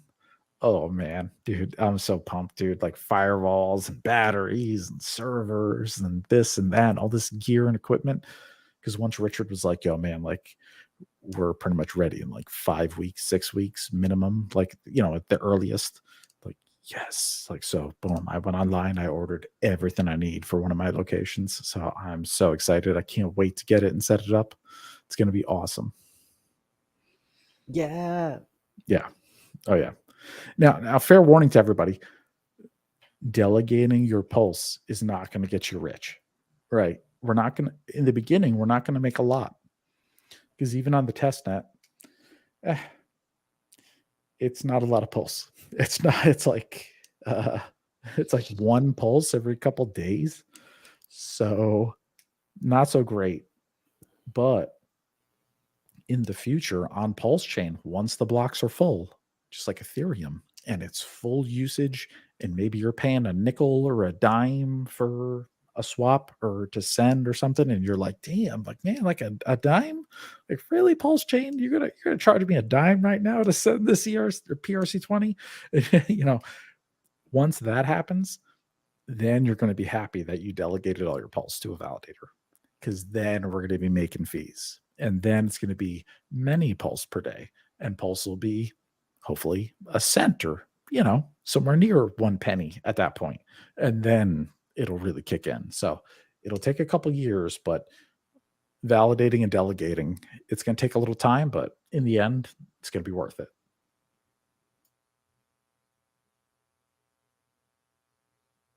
Diraj is like planning to EMP you. Yeah, Dr. D, get out of here, bro. So shout out to DeJura Moore, Dr. D. He's on Hex Asians, and he's going to be running the Hex India validator, and I wish him the best. And he's, come on, bro. And shout out to him, man. I mean, him and his boys had his testnet node up and running long before mine. So I'll give those guys credit, man. They are hardcore devs out there. So I love you, Dr. D. And yes, absolutely. There's plenty of room for all of us. Hodl Dog's number 1. I'm like number 5. There's plenty of room for everybody, bro. I got so much love for Diraj. I feel like I can say like he didn't even have 100% uptime like on the big payday stream or like any of the early streams like of his video. But I believe in him now because first of all, he lives by a volcano, so that's really cool. That's like dangerous. And I love Dr. D. He's a good man. No, but he's planning to EMP you so he can get all the penny a day transactions fees like on his side. Good luck with that, Dr. D. And that's just my East Coast side I'm talking about. I also have a US West, bro. Like I have 2 regions, man. Like, come on now. You can't EMP the entire United States. Like what's the so you're just gonna be burning like 20K a month for fun? Oh, like, well, I'll be honest. For me, it's not that bad. My costs are not that high. Okay. You don't have to go into detail. Yeah, I'm just curious. Game theory. No, like, but I'm doing it as budget friendly as possible. I will admit, like, I'm not spending mad loot on this. I'll be honest, everybody. Like, I don't have to. It's not, the requirements to be a validator are not that hard. It's not that, like, you don't have to have that much CPU and memory and hard drive space. There's really only a couple of key factors, and they're not that hard. And then it's just a matter of having one spot, like East Coast, and then one spot West Coast. And then if one spot goes down, just click some buttons and it works in the West. That's it. Simplicity is divinity. So I'm keeping it. But if it goes down, then just like people lose out on their 1 penny a day. If even, yeah. Like, so, if I go, like, why does it matter if you go down? There's no risk. If I go down, there's no risk. All we lose is just the profit for the day. If it's just a couple misdemeanors, you just lose the pulse you would have earned till the next rotation. And then if I get felonies, I'm just kicked out for a day or 2. And that's it. It's like, what did he do? You didn't make a quarter of a pulse over the last 2 days. Okay. But that's it. There's no risk. You're not going to lose pulse.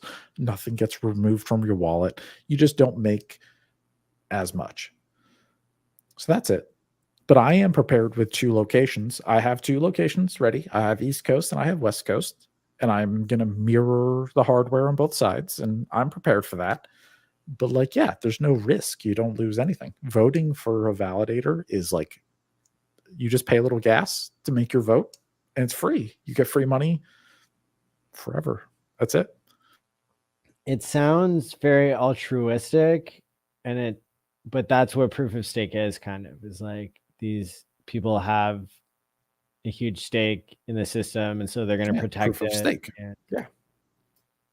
And like the energy that you're burning to run the data center is, you're going to be operating at a loss. You're going to be operating at a loss. But it's cheap.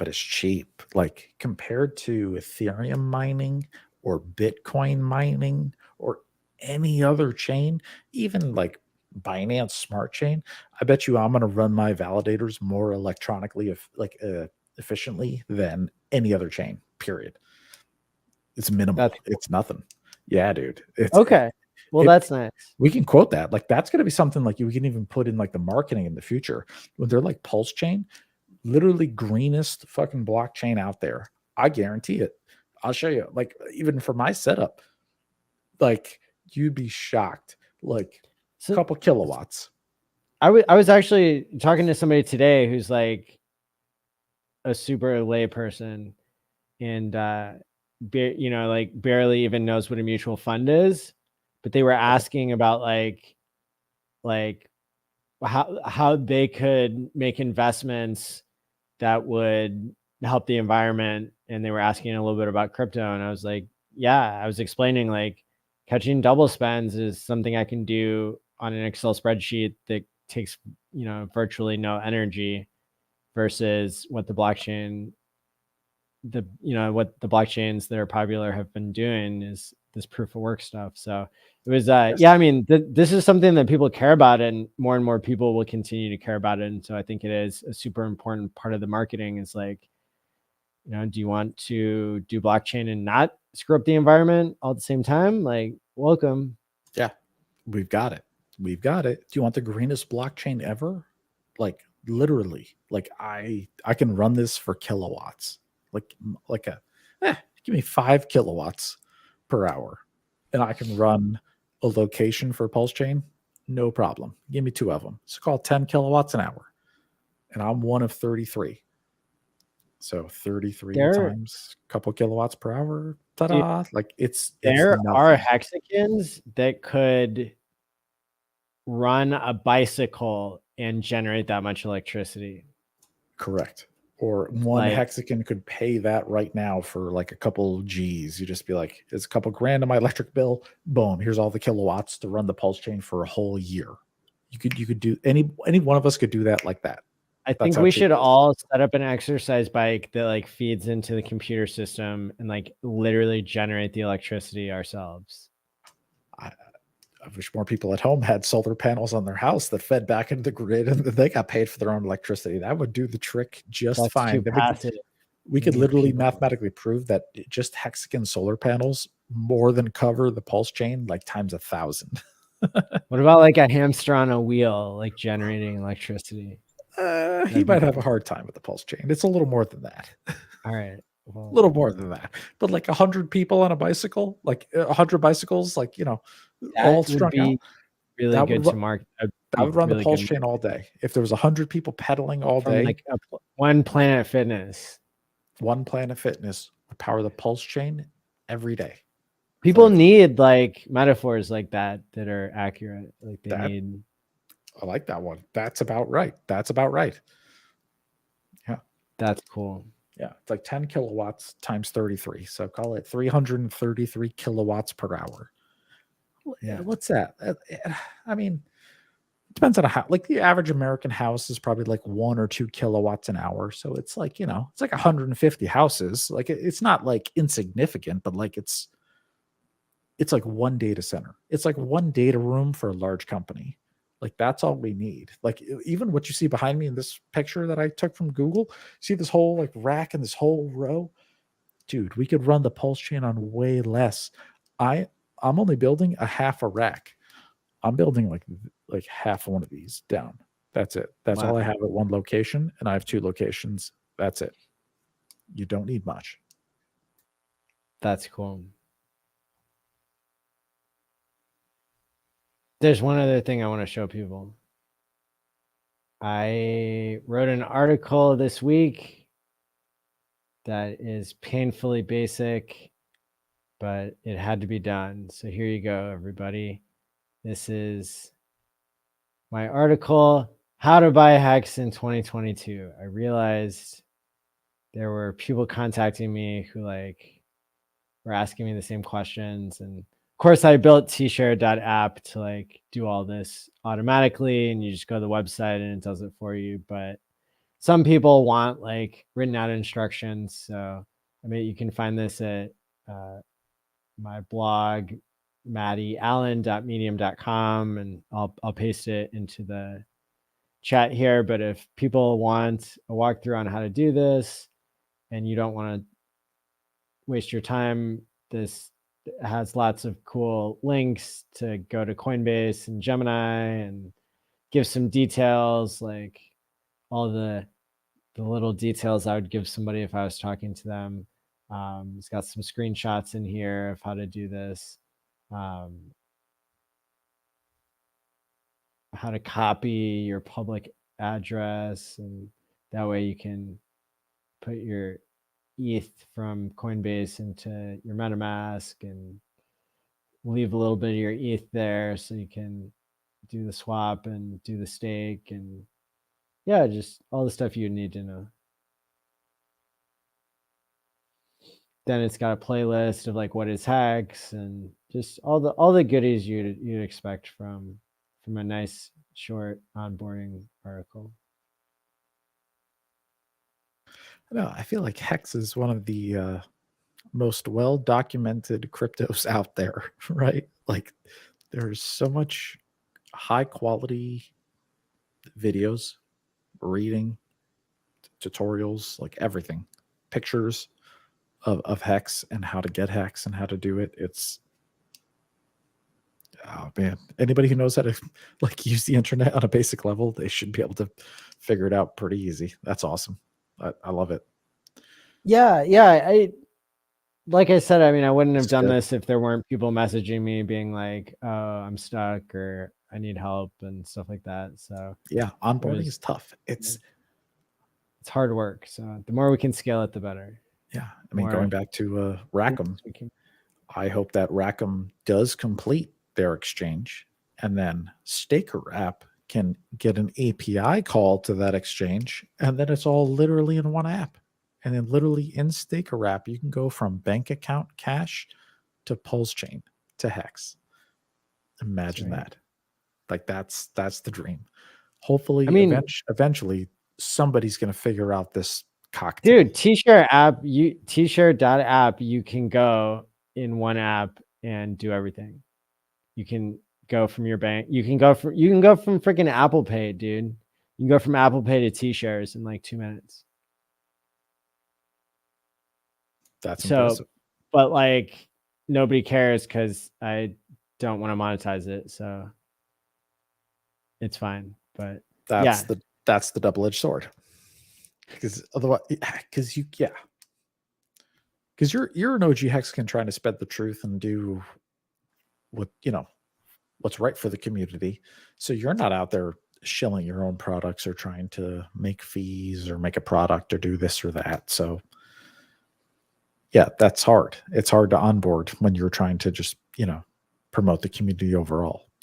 But even like look at Staker app, like they've struggled. Like it's hard. They're the number one user of Gnosis Safe. Nobody knows that. Right? Like just the nerds do. Just me and you, and like a couple, some others. sure. Nobody cares. Nobody gives a fuck. And like, Kareem's their head of marketing, Hodel Dog and Gerardo and those guys do, and Steph do the Staker app Sunday show. Last year I used to do my own like Sunday show. I've actually pulled most of those videos from YouTube on my own YouTube. Every Sunday I used to like, Dude, I remember. back when my like a wallet was like game. insignificant, like I used to stream about it, and now it's like I don't show it anymore, right? Like it's but so I had to cancel that show, but dude, you got canceled because the price went up too much. Yeah, pretty much, dude. I canceled my own Staker show because I was like, I can't show this Staker to nobody. Like, get out of here. Oh yeah, you called it the Staker Show even. Yeah, I called it Staker Sunday. Yeah, which it's theirs now. It's theirs. But yeah, I tried to do that like back in the day. But those guys have struggled with the onboarding because getting those Gnosis Safe wallets made back in the day was a bitch. Like it was horrible. You had to fill out a Google form and send them some ETH, and I had to message them personally, and that's how I had to manually onboard people. So did Kareem. That's how he got the job of head of marketing because he did it the best. He had high net worth people. He would manually onboard them, and boom, he did a whole shit ton, and there you go. They still struggle with onboards because Ramp and Transact and like all these other third-party companies suck. But in the future, if Staker app and Rackham and whoever's in the Pulse Chain community can all align and team up, then boom, then all of those other middlemen, gatekeepers who are in our way are gone. And now we can just deal with the freaking heroes of the Hex community, and they can just give us what we want on the Pulse Chain. So I'm hopeful for a better future. I hope it all works out for those guys. Bro, can you imagine how much love you're gonna have once this like Gnosis airdrop comes out, man? Like all the people you onboarded to Staker app. Yeah, I mean, my Staker app onboards were modest. I'll be honest, actually, I love onboarding Staker app people who are no coiners. If they're a no coiner and they don't get crypto and they're new or they're a coworker or like a personal acquaintance of mine, Staker app 100% all the way, paired with a Coinbase account for US dollar coin. So that's what I love. I love Coinbase with the USDC plus Staker app. Perfect. They don't touch MetaMask. They don't touch Ethereum. It's just all on the phone. It's easy. Yep. Totally simple. Love it. So it has its place. The snapshot has now occurred for Gnosis, and we don't have like a confirmation that Staker app users will get the Gnosis, because like with ENS, they cared about like what address like spun up the thing in the first place. You got a certain number of points for that, and They're not then going to drop a little bit in every safe. they could. I don't know the details, but I'm just preparing people for the fact that like I don't think we know yet all the details of the airdrop. Like if they And didn't. Okay. But they probably will. But I'm just saying that there's more than one way to do an airdrop, and it could be, some weird rules that they have. I don't think that that's how it would be. It should be that they give it to everybody, but I mean, there's a I hope outside chance, maybe a 10% chance that like Staker app somehow would like get the credit for everybody. I don't or think kept and no credit, dude. We'll hunt down the Gnosis Safe team, man. If they do that shit, if they airdrop everybody except Staker app users, that'd be the craziest shit. No, but what I'm saying is like Staker app, like they could get the credit for everybody because they were the ones that handled the transaction to create the safe. Oh, the so if creating this safe. So I'm just saying it's more complicated than just you have a Gnosis safe and like that's the only way it could play out. But I'm still super optimistic that we could get it. I'm just saying that there's more than one way for it to play out. That's super nerdy and technical. Yeah.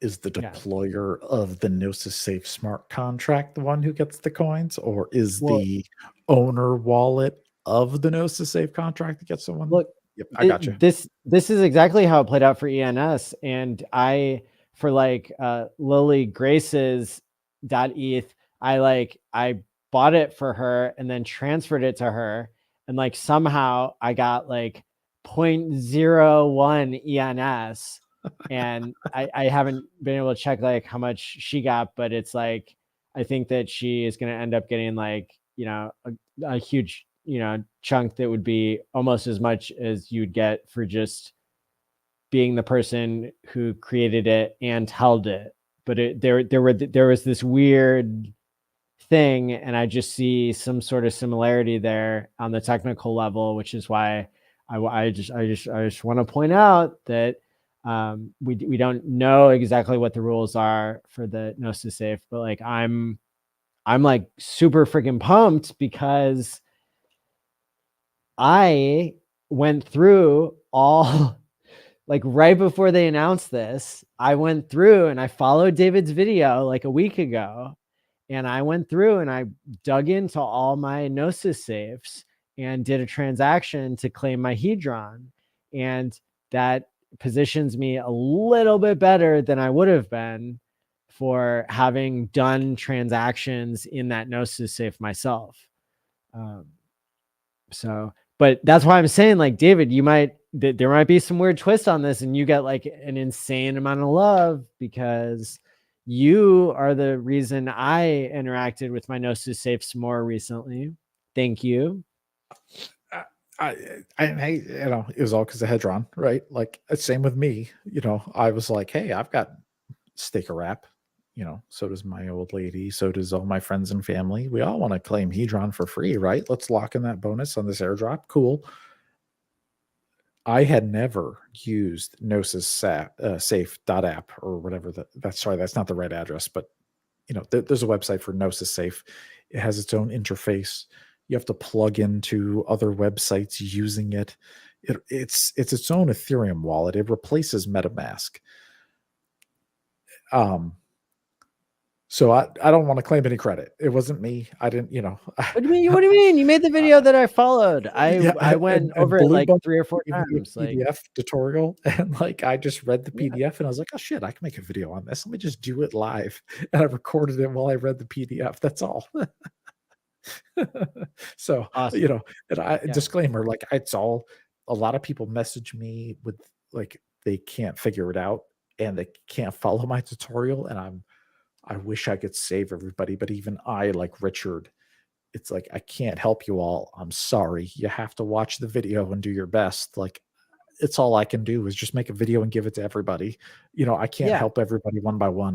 You know, so Yeah. Don't feel bad about that. It's that's something we all struggle with and have to know our own limits and you know, do our best, but not stress ourselves too much, because self-care is the number one thing to help others. Have to help yourself first. So but yeah, so that's I mean, that's all relevant. And if you have not interacted with your Gnosis safe, then the snapshot has already occurred. So don't go wasting a bunch of gas fees trying to do something with it now, is what the thread that I retweeted said from the Gnosis team. And you never know with these airdrop people whether they're telling the truth or not. But anyway, like that's that's the final point I wanted to make today. I know it's been a long episode, but some of the people here are saying that that they got a lot out of this episode. So thanks for sticking around, and thanks to David for being here so long as well. Oh, my pleasure. Thanks for having me. It's an honor. Dude, likewise. So awesome episode. Go back to the beginning if you haven't seen it all. It should be worth your while. You can always listen on 2x if it's if you don't have enough time. But I love 2x. Dude, Totally. Watch YouTube on 2x is a brain hack. You want to learn things? YouTube and then 2 times speed. Just learn everything. While you're doing other stuff, while you're running errands, Totally. doing chores. Yeah, pay the $15 a month for YouTube Premium. So on your phone, you can download YouTube videos with no Wi-Fi or 4G, and you could play it with the phone locked on your earbuds while you're at work. Best $15 ever spent, and you can learn. You can listen to everything. That's right. Awesome. Well, yeah, thanks everybody for tuning in, and we'll see you guys next week at the normal time. I will find something to play. No, actually, I'm not going to play any outro because I don't want to like screw up like I don't want this video to get taken down for any reason, because I think it's important. So I'm going to throw out this screen, and we'll see everybody next week. Bye. Peace out.